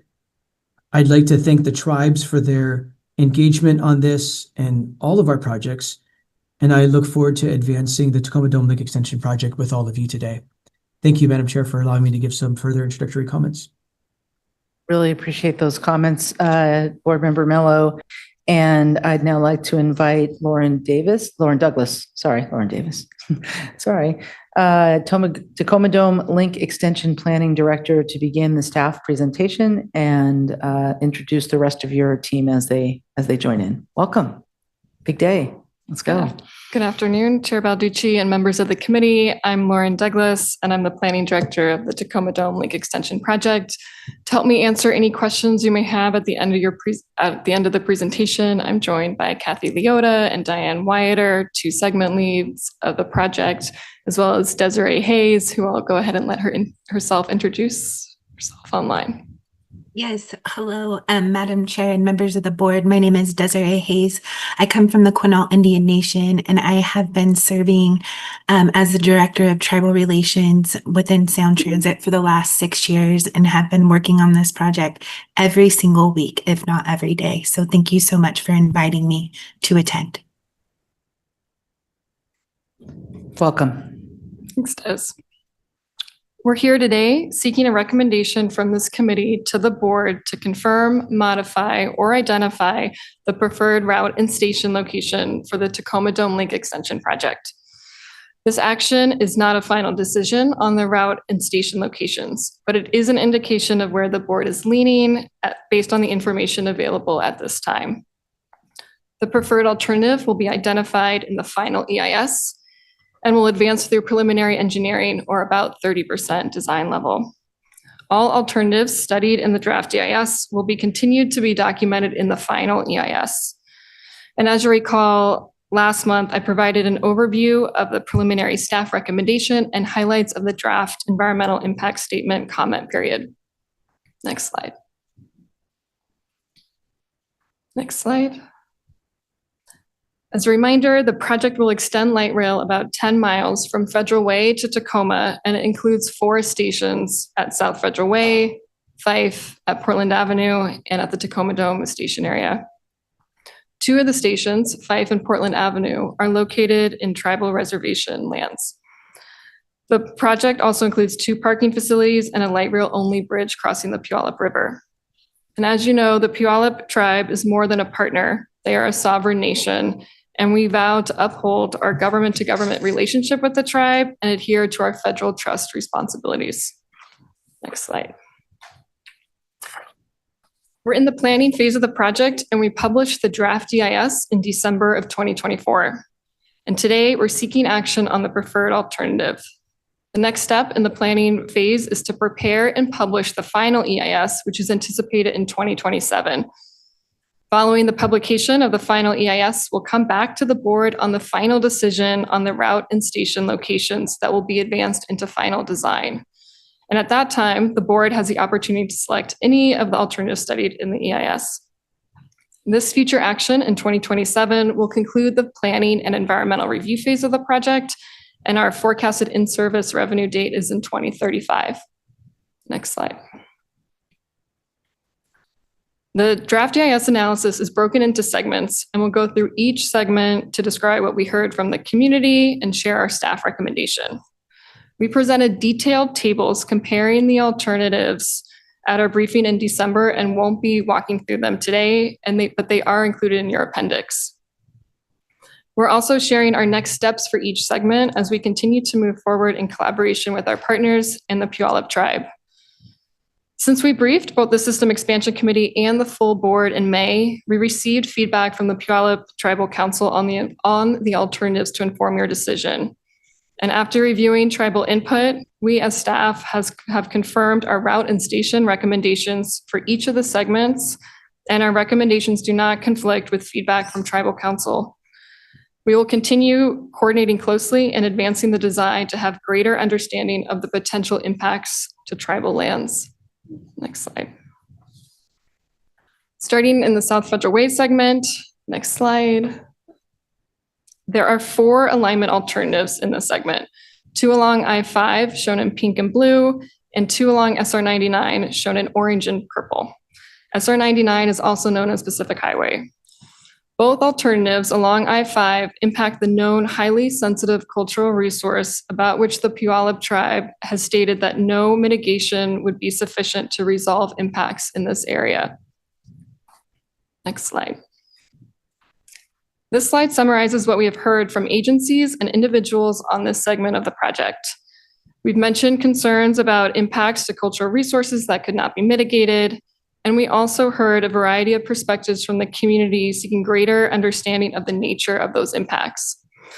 Other concerns include business displacements in the station areas, including long-standing businesses in the community and residential displacements in Milton. We've also heard concerns about wetland impacts, construction impacts, and permanent left turn restrictions on Pacific Highway. Next slide, please. Staff's recommendation is that the board identify the 99 West alternative, refined to be on the east side of 99 in Milton, and the 99 352nd station as the preferred alternative in this segment. The alignment and station recommendation has fewer acres of long-term permanent wetland impacts and more opportunities for improved non-motorized and transit access and transit-oriented development. The refinement in Milton reduces the number of residential displacements, including avoiding all displacements in the 2 mobile home parks. Finally, the alignment minimizes roadway construction and maintains most existing left turns along Pacific Highway. Next slide. There's certainly more work to do as we advance our design, and in this segment, we're going to continue to look at ways to refine the guideway and station to minimize impacts to private properties. We'll continue conversations with the Puyallup Tribe to refine the alignment to minimize ecosystem impacts, and we'll also work to continue exploring opportunities to support the City of Milton and WashDOT's efforts to improve safety along the corridor, and specifically along Pacific Highway. And we'll continue working closely with the City of Federal Way on the station design. Next slide. Moving on to Fife. Next slide. There are 3 elevated alignment and station alternatives in the Fife segment. Alignments along Pacific Highway have raised concerns about construction impacts for businesses and the displacement of the historic Pickwick Drive-In. At the east end, we've heard concerns about impacts to the St. Paul Chong Hassan Korean Rectory and noise and vibration impacts to church services. With an alignment along I-5, auto dealerships have raised concerns about changes to the visibility of their signs. We've also heard concerns about visual changes for Chateau Rainier, affordable housing owned by Pierce County Housing Authority.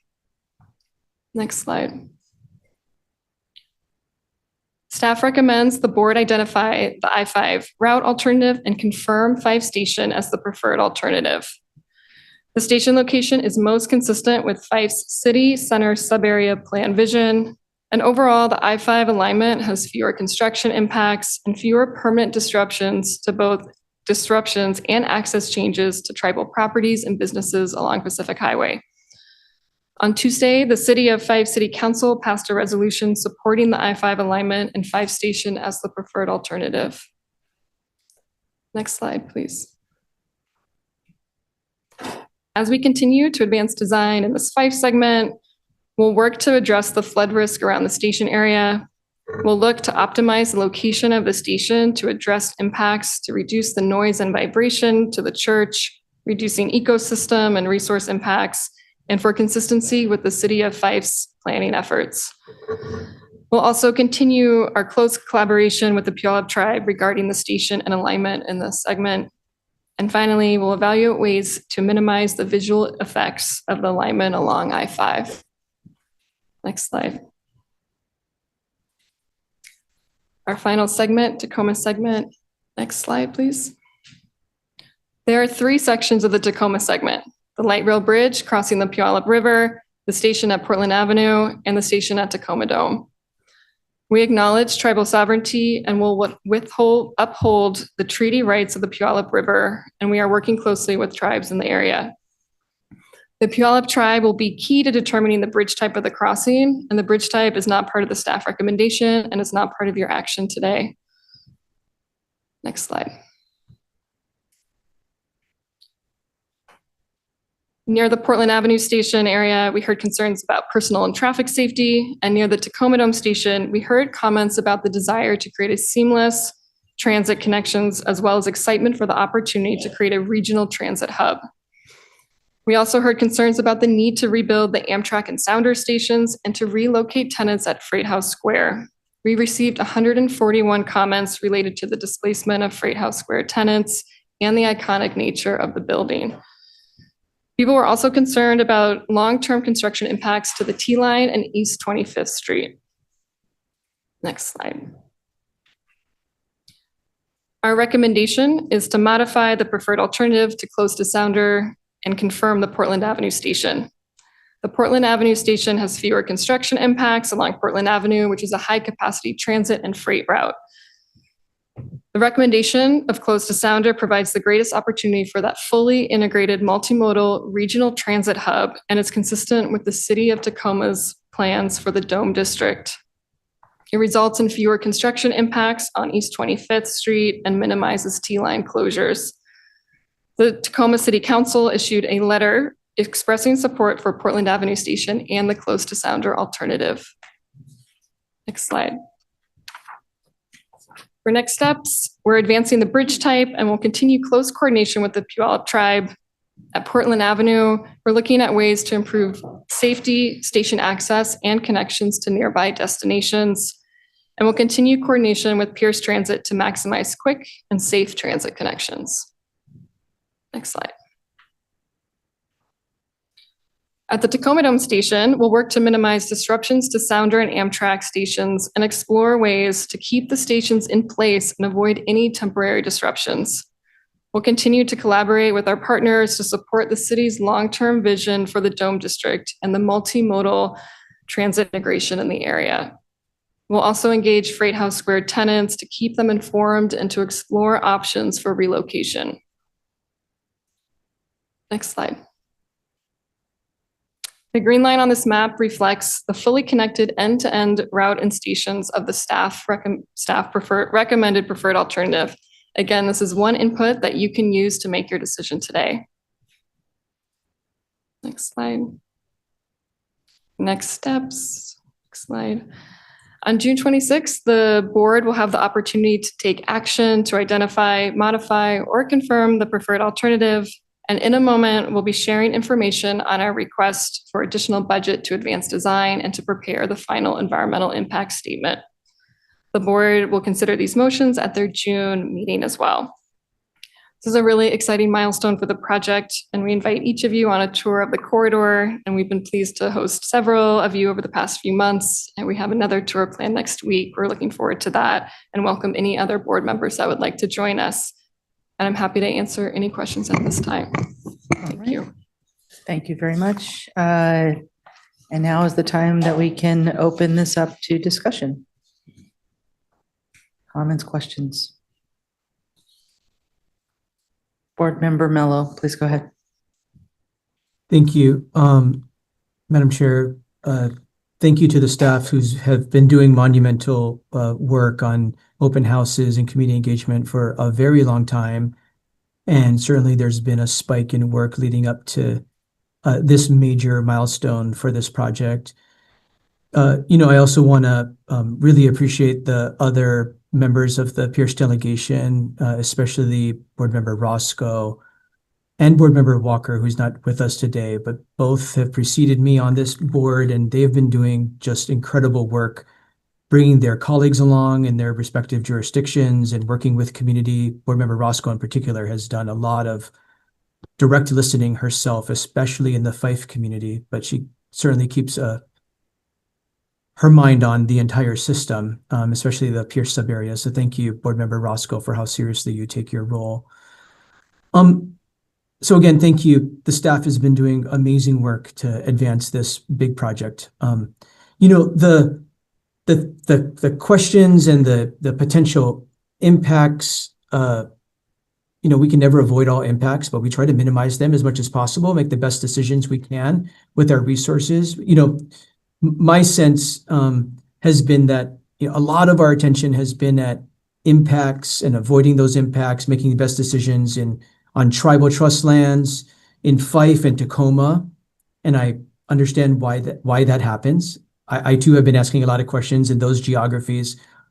But Milton's also a geography that's important to Pierce County and just hasn't gotten a lot of attention. And so I just want to, you know, make sure that our residents and taxpayers and future riders from Milton know we are paying attention to them too. And so to the staff, thank you for preparing in advance of this meeting, getting some information ahead that I asked last month about impacts to Milton. Thanks for that. But just for the purposes of this public meeting, could you summarize briefly the number of businesses or residents that would be impacted by the preferred alignment, or number of parcels? And just again, just highlight that we just express one more time on the record here of the care we're taking to avoid as many impacts as possible in Milton in particular. Yes, I can answer that. So a property impact, I'll start a little higher level and then I will address your specific question on the number of both property impacts and business and residential displacements in Milton. So generally, a property impact is used to describe and to identify properties that would be potentially affected by the project. And those could be permanent or temporary during construction, permanent after it's built. The draft DIS includes the number and identifies all the properties that could be permanently affected. And those properties could either require a partial acquisition, we may just need a foot of their property, or we may need to acquire the entire parcel. The number of potentially, and I just want to also caution that we are so early in design, we're only at 10%. And so we're using the best available data that we have on the ground of the existing conditions, and the design will evolve. But within the city of Milton, there are 37 potentially impacted parcels or properties, and those include both partial and full acquisitions. Out of those 37 impacted parcels, we've identified 10 business displacements and 1 residential displacement. And there are 4 tribally owned properties that would require long-term easements. And I will note, so that's for the staff recommended preferred alternative, which includes reference to that refined alignment. And we worked really hard as staff to identify ways we could reduce the residential displacements. And with this refinement, we were able to remove all of the mobile home impacts. So we removed 14 residential displacements as part of that refinement, and 2 fewer tribal trust-owned properties would require long-term easements. So we are working really closely with the city of Milton and trying everywhere we can to minimize property impacts. I really appreciate that. And as we continue to advance the project, as folks who haven't been following this as closely as many of us have for some time, I would just ask the staff to be prepared, nothing for today, but as we continue to advance the project and it gets more and more real for people, being able to tell the story that we started off, with design with X number of impacted parcels, much bigger number. And we worked really, really, really, really hard to get to a much smaller number as we've refined things, right? A lot of folks don't have had the ability to follow the story about how we've refined things and reduced the number of impacts. They see the number of impacts today and then want it to get even smaller, which is probably not possible. but they don't have the history that we have about how we've refined over time and reduced number of parcels that get impacted. But this is great for today. Great work. Thank you for answering my question and getting us this far. Thank you, Madam Chair. Thank you. Board Member Roscoe, please go ahead. Thank you, Chair. And I had comments prepared from a sub-area perspective, but I think Board Member and Executive Mello has really done a great job summarizing our regional appreciation for the hard work that Sound Transit has done, and definitely our connection through Desiree Hayes is of utmost importance, and always appreciate hearing from her directly and seeing her involved with these things either on paper or in person. But on behalf of Fife, I just want to say how excited most of us are, many of us, about this connection with our neighbors coming through. And we've been planning for a long time for our downtown core area, which is just north of the Emerald Queen Casino. This will be a very integral part of that. Our station, we continue to pay close attention to Sound Transit staff recommendations around surface parking versus parking structure. There was also action taken during the realignment process that delayed that. So we're going to track that very carefully. On Tuesday, the Fife Council did vote on a resolution to support Sound Transit staff's preferences around station location and track alignment. And it was not a unanimous vote. It was 6-1. And the dissenting vote that council member has expressed various reasons throughout the years around not supporting Sound Transit. So I don't think it's accurate to quote them on just what they said on Tuesday. But mostly I want to highlight that the majority of the council is around this preferred alignment. There's been 3 of us on the council who have done outreach based on the 90 parcel locations that Sound Transit provided. And we are not receiving feedback that is in strong opposition to an I-5 alignment. So that gives me comfort. I still am glad to hear and know that as the board and staff continue to evaluate 99 versus I-5 alignments, that as other opportunities or obstacles become apparent, that we're not locked in 100%. With that being said, I am in favor of what is before us today and appreciate the System Expansion Committee and also future board action on this. Just continuing to get light rail that much closer to Pierce County, I think, is something to celebrate. Thank you, Chair. Thank you. Whenever we reach this point, I'll call on myself next. Whenever we reach this point and we start to look at comparisons between potential preferred alternatives, our attention naturally turns to the impacts of the various alternatives. And then I always ask, what about the benefits of the various alternatives? Is there, and usually the answer is that there's not much difference because we're looking at stations that are fairly close together. So when I ask questions like I'm about to, is there any benefit to ridership from one alternative location over another? Is there any benefit to the market served in sense of this station is closer to an area where there are people who are maybe underserved by transit that will be served by this station versus that station? You did include in your report some where there was a noticeable improvement in access, pedestrian access. I saw that, and TOD. So these are the things I care about. So can you hum a few bars about in terms of the segments that you are recommending, do these have the best transit service and these other benefits that come along, like access and TOD and service to communities that we want to serve? Bless you. we'd be happy to speak to that. So starting at South Federal Way, the 352nd station preferred alternative does have the best long-term transit integration. It provides the best access for our transit partners to get in and out of the station, as well as the largest area for transit-oriented development. And then, do you have anything to add for South Federal Way? At Fife, it's consistent with the city center vision. And Diane, do you want to speak to the Fife station and the benefits? Yeah, thank you for this question. So the Fife preferred alternative station location really would provide this incredible connectivity to the Fife City Center sub-area plan. There is a big vision for a park and pedestrian access and really looking at how people can best get to the station.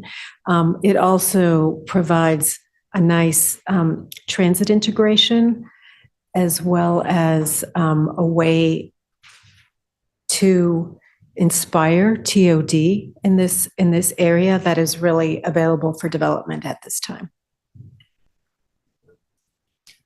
2 more stations. Portland Avenue is on a major freight and transit route, and the staff recommended preferred alternative does not hinder any of that freight access, and we're working very closely with Pierce Transit on creating the most transit integrated station at that area.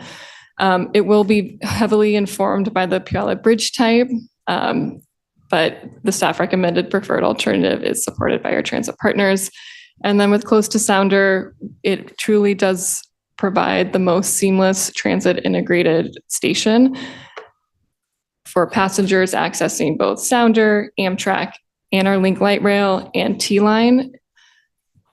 And we're excited to partner with the city on that station. Do you have anything to add, Diane? No, I think that's great. I think that it's also important to note that we'll be happy to continue collaboration with the Puyallup Tribe of Indians, especially on the Portland Avenue station, because that station provides access to the Emerald Queen Casino, tribal headquarters, and a number of other enterprises.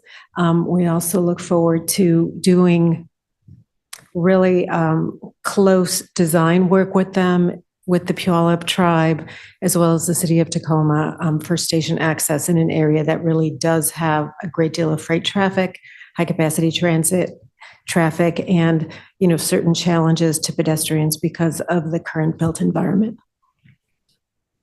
Thank you for putting that out there for us to see. I found at the back of the slide deck the comparison charts that you didn't go all the way through. And so I'm listening to you all, also sort of trying to read through those at the same time. Other questions or comments? All right. If there is no further discussion, I would ask Alejandro to read this item into the record, please. Item 7C is motion number M 2025-30, a motion of the Board of the Central Puget Sound Regional Transit Authority confirming, modifying, or identifying the preferred light rail route and stations for the Tacoma Dome Link Extension Final Environmental Impact Statement. All right, that is in the record. I think what would be in order would be a motion to, so what would be would the motion be to recommend the staff recommendation? The staff recommendation is already inherent in the motion, so we would just need a motion to approve. forward. Okay, so we're moving to forward motion number M 2025-30 to the board with a due pass recommendation if somebody would like to do so.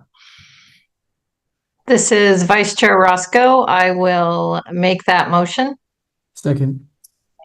Thank you, Vice Chair. Seconded by Board Member Mello.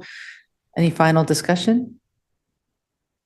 Well, let me just close our discussion by saying that it is the depth of the work and the detailed nature of your sort of presentation, ability to answer questions and make everybody feel comfortable that this sort of momentous decision is in good hands that enables us to do this here today. So congratulations to you all. And I know that takes a ton of work from you and a lot of people besides. So please bring back our appreciation for your whole team. And with that, all those in favor of the motion, please signify by saying aye. Aye. Any opposed, say nay. Motion carries. And we do have a couple of remaining items to go along with this. And the next is regarding authorizing the CEO to execute a contract modification to begin Phase 3 project development services. So Lauren Douglas is with us again. Please go ahead. Good afternoon. Good afternoon, Madam Chair, Vice Chair Roscoe, and the SEC Committee. My name is Manan Garg. I'm the Executive Director for the Tacoma Dome Lake Extension Program. With me, I'm joined by Huey Newsom. He's our Chief Financial Officer, and Lauren Douglas, who you heard from. So, next slide, please. We are here today to request your approval for two key actions. First, motion M 2025-31, a contract modification to support ongoing project development services. And second, resolution R 2025-14, which progresses to amend the overall budget allocation for the Tacoma Dome Link extension. It is important to note that the motion M 2025-31 is contingent upon approval of the resolution. And at this point, and for favor of time, Lauren, take it away. Great, next slide. I'm not going to spend too much time on the background. The TDLE project will extend light rail about 10 miles from Federal Way to Tacoma, includes 4 stations. Next slide. This is a timeline of the overall project. I know I just spoke to this, but I just think it's helpful, given the other two motions, to walk through this one last time. That as a reminder, that Sound Transit organizes and moves through project development or the planning phase in 3 phases. The action on the preferred alternative that you just took earlier completes Phase 2. And with this action, we're ready to kick off the 3rd and final phase of the project development, and that will prepare the final EIS and again, advance the preferred alternative through preliminary engineering. Next slide. Next slide. We are seeking committee approval to exercise a contract option with HDR Engineering for Phase 3 work in the amount of $87.9 million. The little timeline on the bottom of this graphic shows the context and background of the contract award for TDLE. And HDR was awarded the contract for project development services in 2018, and that provided 2 contract options for Phase 2 and Phase 3. Phase 2 was authorized by the board in 2019, supporting the development of the draft EIS and conceptual engineering. And today we're seeking the committee to consider approving the contract option for Phase 3 services, which would carry us through 2027, and that's when the HDR contract would end, to advance the design and prepare the FEIS. Next slide. As I noted, the contract amendment would not exceed amount of $87.9 million, which includes a 10% contingency. And the scope of the contract services include a number of services, including PE, so advancing the entire project from 10 to 30%, including 2 different bridge types over the Puyallup River, station area planning, environmental review, community and business engagement, cost estimating, grant support, field work, mini geotech borings, and the cost work plan, among other services. And with that, I'll pass it to Huey to go over the next resolution. Thank you, Lauren. And go to the next slide, please.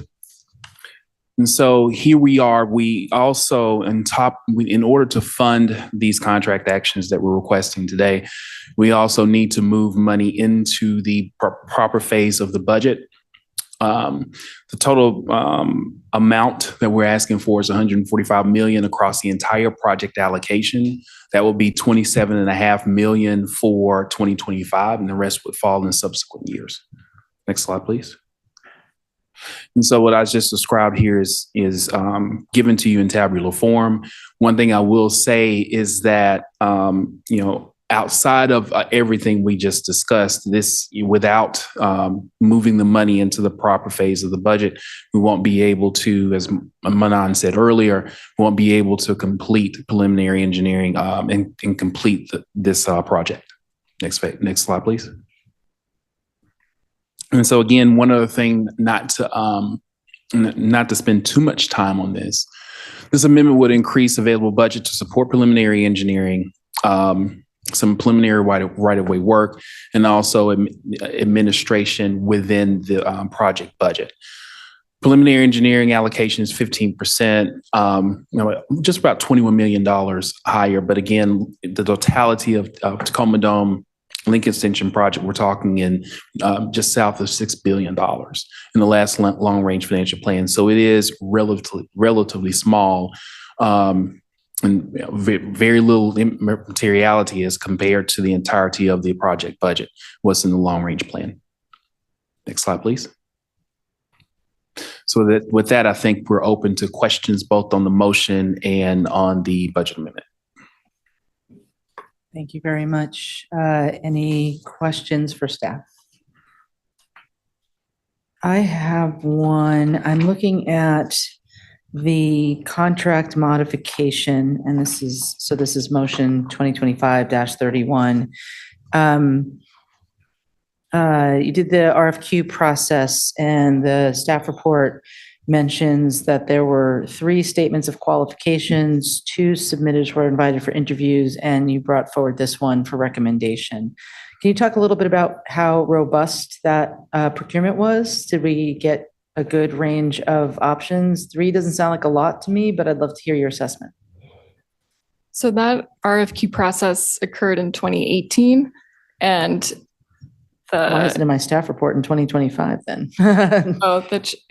That initial procurement happened in 2018, which included two contract options. Because we're doing that thing that we always do, which is then we just amend and amend and amend. We don't ever go back out again.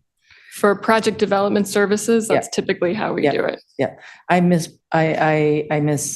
board member Keel. We used to ask about this every single time. Anyway, sorry, I asked this question without realizing that was what I was doing. Yeah. Okay, thank you for that answer. Appreciate it. Any other questions? Are we ready to move forward? Alejandro, would you please read the item into the record? Item 7D is motion number M 2025-31, a motion of the Board of the Central Puget Sound Regional Transit Authority authorizing the Chief Executive Officer to execute a contract modification with HDR Engineering, Inc. to exercise a contract option for Phase 3 project development services for the Tacoma Dome Link Extension project in the amount of $79,911,267, with a 10% contingency of $7,991,127, totaling $87,902,394 for a new total authorized contract amount not to exceed $181,555,740, contingent upon adoption of resolution number R 2025-14. All right, it's in the record. Is there a motion to approve with a due pass recommendation? Chair, this is Roscoe. I make a motion to forward motion M 2025-31 to the full board with a due pass recommendation. Second. Thank you very much. I heard a second from Board Member Mello. Any discussion? Yep, having given direction, we're excited to get moving on it. So all those in favor, please signify by saying aye. Aye. Any opposed, please say nay. Motion carries. Alejandro, would you please read resolution R 2025-14 into the record?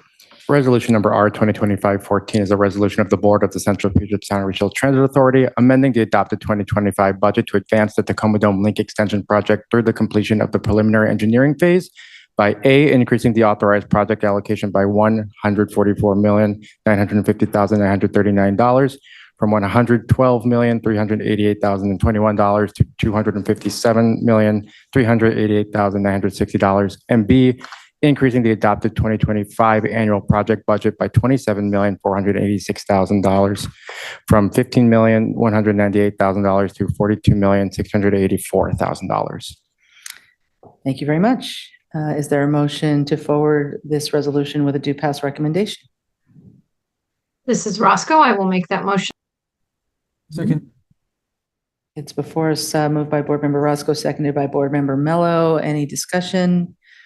Just for purposes of the public who are following along, this is now the budget to fund the contract to advance the design of the recommended alternatives. So it all hangs together. All those in favor, please signify by saying aye. Aye. Any opposed, please say nay. Motion carries. All right, onward to Tacoma Dome Link Extension. Thank you all Thank you very much, ma'am. Yeah. All right, if that was the main event, the next one is the audience the popularity contest. This is, we're going to take up now motion M 2025-32 involving the authorization for MATOC or multiple award task order contracts. All right, we heard a lot about this in public comment. Thanks again for everybody who came, and I'm going to call on our Capital Delivery Deputy CEO, Terry Mestis, to begin the staff presentation. Please go ahead. Thank And you, thank you for Madam moving Chair. over there so I can just look straight out at you. Yeah. Thank you, Madam Chair, members of the committee. I'm joined today by Huey Newsom, our Sound Transit CFO, as well as Amanda Lanier, Director in our Procurement and Contracts Division. And we're here today, if we can go to the next slide, please. We're here today to present a recommendation to move forward with the award of 15 contracts to help us support environmental and preliminary engineering services. The award will not exceed $500 million in capacity, and we're looking at a 5-year base with 2 one-year options. Let's go to the next slide, please. A little bit about the MATOC, a multiple award task order contract, is a type of bench contract or on-call. Sound Transit has used this methodology very frequently, even today. And also, this is a widely used approach. The list on the right-hand side of the slide shows a partial list of the agencies, many of them public and federal, that use this contract type today. It is a nimble contract that provides us access to experts to support all the different types of tasks and projects that consist of our capital program. It is a cost-saving opportunity. I'll be talking a little bit more about that during the presentation. This approach also responds to the TAG recommendation to gain efficiency, but also to grow capacity of the number of industry partners that we have to support the program and support Sound Transit. Let's see here. And it also, with that, the cost-saving measure, it does respond to the motion that was brought forward by the committee last fall to save on cost. And it also responds to the Equity and Infrastructure Pledge, which was signed by Sound Transit last year in October, which was to award more prime contracts to historically disadvantaged businesses. Let's go to the next slide, please. This is a slide that talks a little bit about the funding. Just to bring back what I said earlier is that this is not a funding allocation.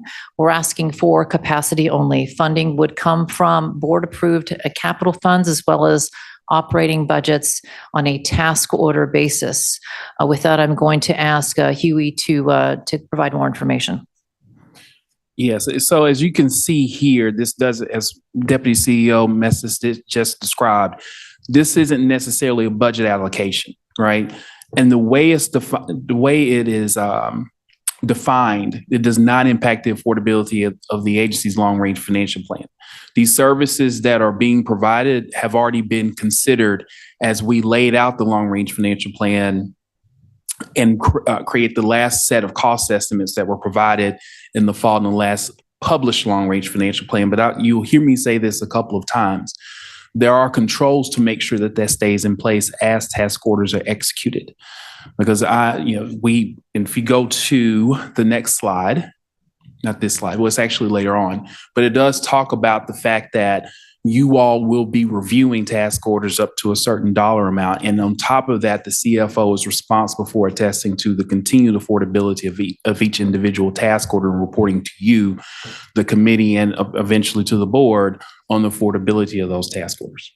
Great, thank you. This slide, the committee has seen before. I brought this forward last month to talk about MATOCs in general. I'll just make a couple of quick highlights in that we did endeavor to award to small, medium, and large primes. That's what you're going to see as a result of this procurement. We do have the ability to add primes and subcontracts during any time during the period of performance.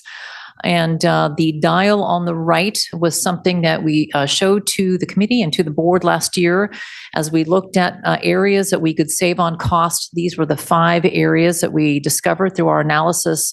One of those is on our indirect costs. indirect costs is primarily our consulting costs.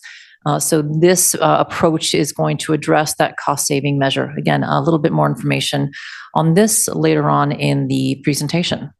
Let's go to the next slide, please. There are opportunities and risks in all the contracts that we endeavor to do. I will just touch on a few, and I know Amanda's going to jump in here and help on some of the pros and cons. I will just emphasize that this vehicle can be used agency-wide, not just for capital delivery, but if support is needed by service delivery or agency oversight, this type of vehicle, contractual vehicle, absolutely supports that. And I'll also say that we're going to be doing several things to support new firms or small firms or disadvantaged firms that are coming onto the program. If you look down the box on the left, we'll have a mentor protege program in place, as well as yearly engagement to discuss performance with the firms and ongoing engagement with the firms to make sure that we are providing task orders in a transparent and clear way, and ensuring that their success and they have all the tools that they need to do the job for Sound Transit. I'll hand it over to Amanda to talk about some of the risks. Good afternoon, board committee members. I am Amanda Lanier from Sound Transit's Procurement Contracts and Agreements Division, and I've been working with the MATOC team since last August. I'm excited to endorse MATOC and believe that it'll be a helpful procurement tool for Sound Transit. That being said, I recognize that all procurement types and project delivery contracting methods contain both advantages and disadvantages. There's no perfect solution or one size fits all in our contracting world. These task order procedures are designed to proactively manage and mitigate challenges for both Sound Transit as the owner and for our consultants. There are potential risks listed in the box on the right and included in your staff report, such as the administrative burden to evaluate and award every task order, which will still be significantly faster than our typical 9 months for a standalone A&E contract, and avoiding organizational conflicts of interest. Next slide, please.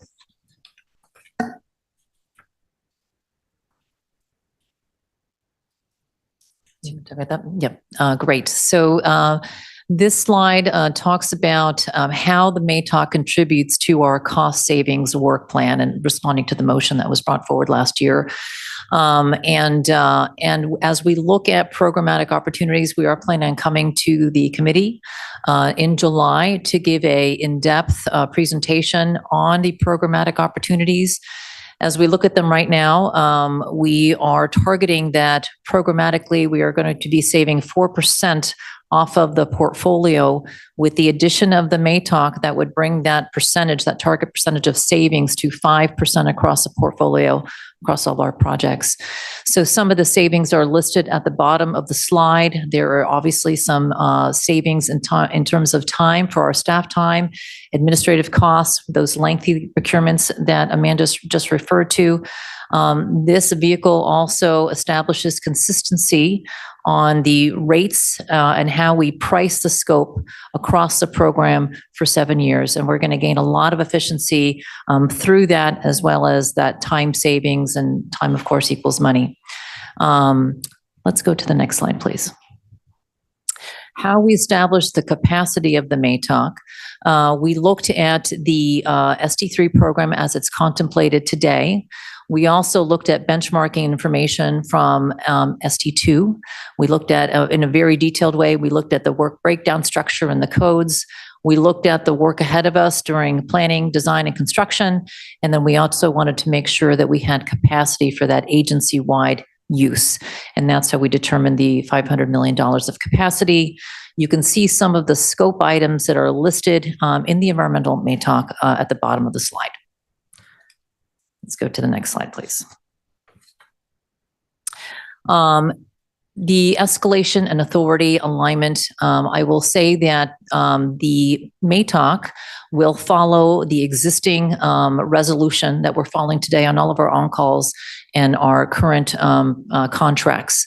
And with that, task orders that are over $10 million will come to this committee. Task orders over $50 million will come to the board. And with that, I'm going to hand it over to Huey to add some more comments. So as I alluded to before, you can see the flow of what happens as task orders hit certain thresholds. But the one thing I do want to make sure that the committee understands is that there are certain controls to make sure that we maintain affordability. And you will see that you will see in the resolution or the motion itself that talks about how the CFO has to report on and maintain that transparency around affordability. So that will happen upon approval. Once we set this process in place, we will be establishing a process so that we're reporting on the task orders and their impact on affordability of the long range plan. Next slide, please. Regarding the task order process, we wanted to show all the different entities in the agency that are involved in a singular task order. It is not only capital delivery as we look at the needs of the project, but we're working very closely with finance. As you can see, information there validating the budget, looking at it by phase and all the other criteria. We're working very closely with our civil rights, equity, and inclusion department, monitoring DBE goals and DBE performance. Also, they are going to be doing the firm onboarding, working very closely with legal to ensure concurrence, and we're complying with all the different thresholds and policy 604. And then you can see on the far right, all the other entities that come into play that will affect our ability to move forward with task orders. I also note that we are targeting a 30 to 60-day process. That is a substantial savings over the 9 months it takes us now to go through to a procurement.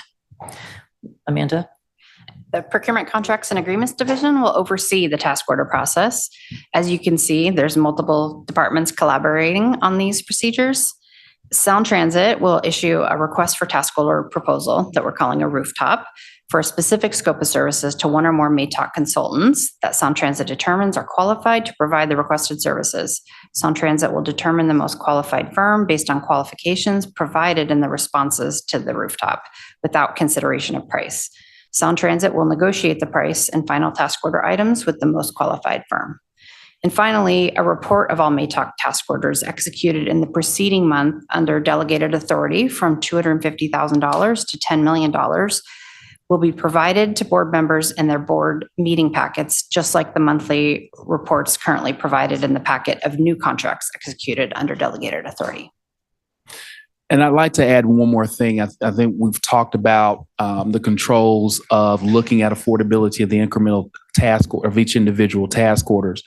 One thing I will point out and remind the committee members, look at the box at the bottom, we still have in place our budgetary controls through our annual budgeting process and our TIP. That also provides parameters. So if we overspend in a certain particular phase of a project, we still have to come here and get approval in order to move money as well. So I wanted to make sure that Amanda, Deputy CEO, have talked through that process. Underneath that, we are still maintaining those budgetary controls as well. Sure. I'm going to pause you there for a second and call on Board Member Strauss.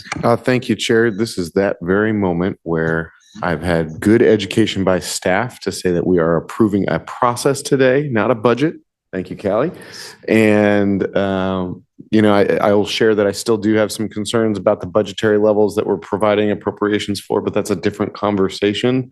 I just want to ensure that we've got accountability as we're creating efficiencies. And so I'll be supporting this today. I just wanted to take this moment to say, I've got those concerns. I think we'll work through them, and I'm excited to vote in favor of this process today. Excellent. Thank you, Board Member. Your concerns are noted. Yeah. All right. Next slide, please. I thought I'd provide some information on how we've done on-calls to date and awards of our professional services. So to date, we've awarded 143 professional services contracts, value a little over $3 billion. This is of last year. You can see on the left-hand side, again, based on the work that has been done to date, that the spread of work between design, our PMCM or owner's rep type services and preliminary engineering is relatively equal. But if you look on the right-hand side, these are the types of firms who have been providing services, who've been fulfilling the work of that $3 billion. It's 73% large firms, 25% medium-sized firms, and 2% small or DBE firms. This is just a little history on what we've done to date. Let's go to the next slide, please. So the next slide emphasizes where we are today, what we've been able to achieve with the environmental MATOC. We did set a DBE target goal of 18% for the MATOC, and I'm happy to report that of the firms that we are recommending to the committee today, that 97 of the firms on those teams are small business or disadvantaged business enterprises. We did do extensive outreach over the last year across the region, across the taxing district, and received an overwhelming amount of interest. You can see 700 individuals. Most of the events were completely at capacity. Looking at the right there at the dial, you can see the spread of both primes and subconsultants. 53 of the firms are small business or disadvantaged business enterprises. 34% are medium-sized firms, and 13% are large firms. This is the largest number of local and small firms also that I'm aware of in the agency as we've been talking to procurement, so it is very significant. Let's go to the next slide, please. And here's the exciting slide. This is the list of 15 firms that we are recommending.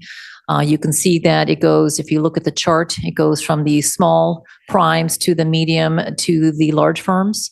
In parentheses, you can see which ones are new to Sound Transit and which are new primes, meaning they were doing work for Sound Transit previously as a subconsultant, and now they're coming forward to support us as a prime. Looking at that chart again, the next column over to the right is the number of subs that each one of those teams has. And then moving over one more column to the right, you can see the number of new firms. So that means in total, if you were to add up that column of new firms, we have 71 new firms now supporting Sound Transit. This is true capacity building. 66 subs are new to Sound Transit. 5 of the primes are new, and 117 local firms. So this is a really exciting opportunity for us to be able to support all the work that we have ahead of us. Next slide, please. The next steps, we are in the midst of a design MATOC. This is for that next phase in a project's life cycle.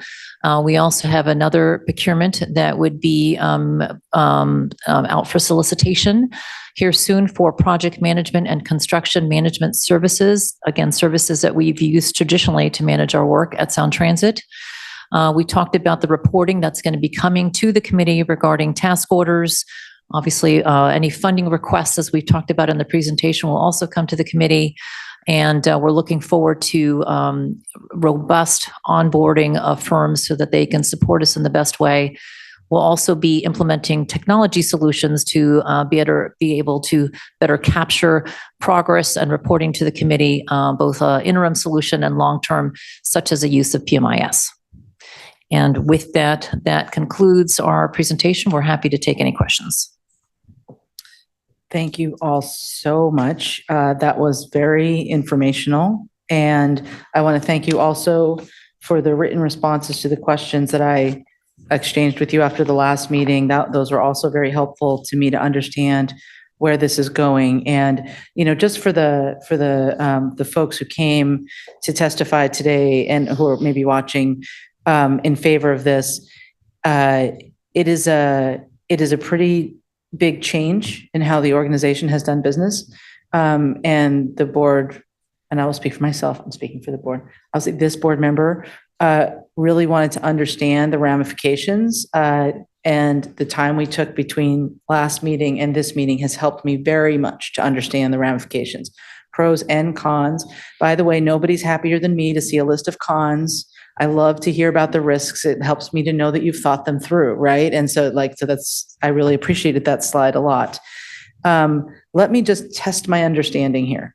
I think the main innovation of this is under our current and fairly traditional contracting structure for these kinds of contracts, environmental work, preliminary design, we would do a full procurement, request for proposals, receive solicitations, look them over, they would come here, we would make, depending on approval levels, we would make a recommendation to the full board. And that's what you're saying is the 9-month process, right? That's correct. With MATOC, what you would be doing is creating a pre-approved list of contractors, one procurement, in this case, 15 different firms who are being recommended to be on the list. And then when comes time to assign work, instead of a procurement, you do a task order process, which is streamlined, faster, simpler.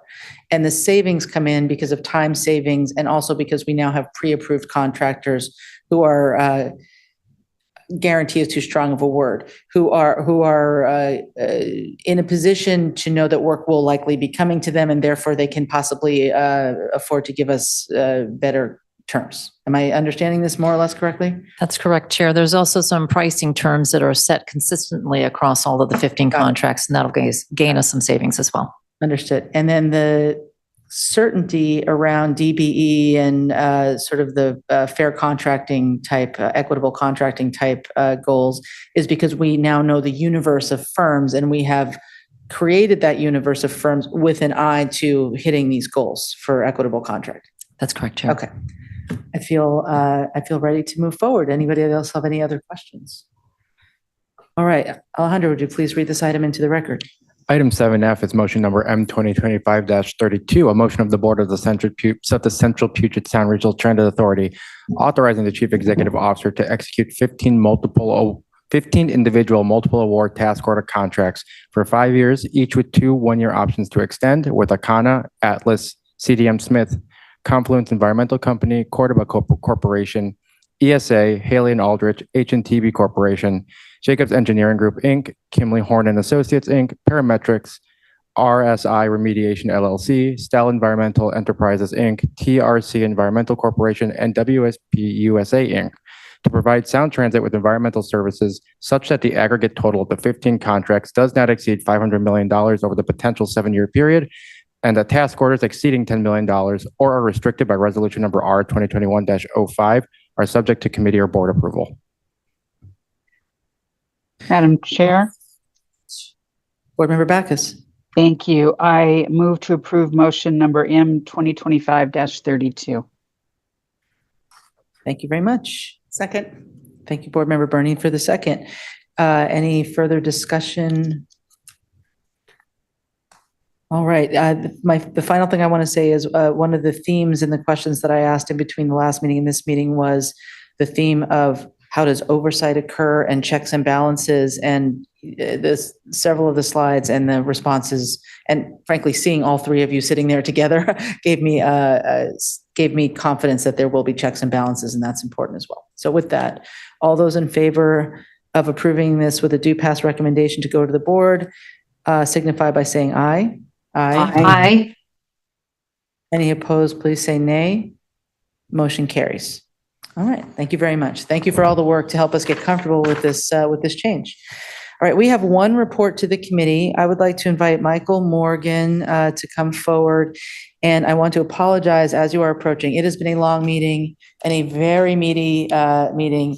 And you have this beautiful, lengthy presentation that you have created for us. I wonder if you could just give us in no more than 5 minutes the highlights and then commend us to read the rest of it, because I think that members need to get on to their next things. Chair, happy to go quickly and happy to give you the highlights of this presentation. So we'll just go quickly through. By which I mean, do not go quickly through. There's 49 slides here. Just speak. Okay, I'm happy to speak. So this first presentation, we wanted to give you some additional detail on the link projects under construction. So Federal Way, Pinehurst, East Link. Talk a little bit about East Link. We are getting very close to having a couple of key electrical systems finished and completed, and that will enable us to start testing of trains on the bridge. Our next big kind of hurdle for us is testing trains on the bridge. So everyone's focused on that. We've gotten clear direction from CEO, Deputy CEO to make sure that happens as soon as possible. So that was kind of the summary of the highlights we want to give you as part of that presentation. I also had John Martin here, who was going to give a quick update on state of good repair as well as the Sounder projects.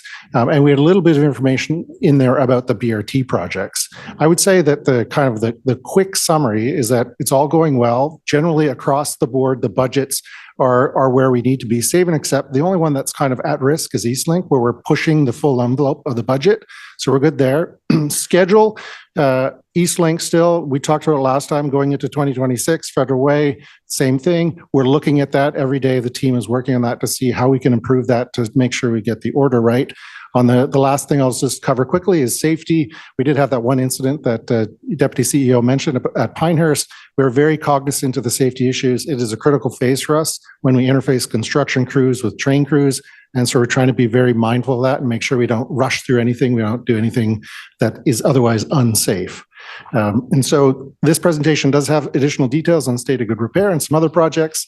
We're happy to come back at any time in the future or answer questions via email to give you more detail on that. Thank you so much. And that was so much less than 5 minutes that you should please feel free to say a few words about state of good repair if you would like. Thank you. So the State of Good Repair program, we've got 130 active projects right now.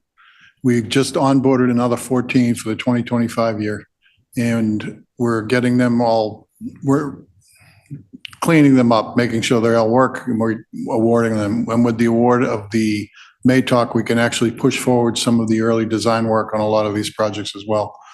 So we have another 14 we'll be bringing on board shortly after. We're just scrubbing them out right now to make sure everything's good and ready to go. Thank you. May I ask if there are any questions? I mean, I'm sure there are many questions, but again, unfortunately, you fell at the end of a very long, full meeting.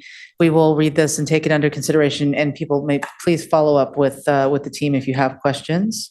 And we look forward to continuing to follow along with the projects.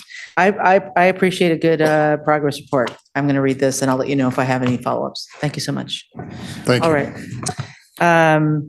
With that, we have no executive session today. Is there any other business to come before the committee?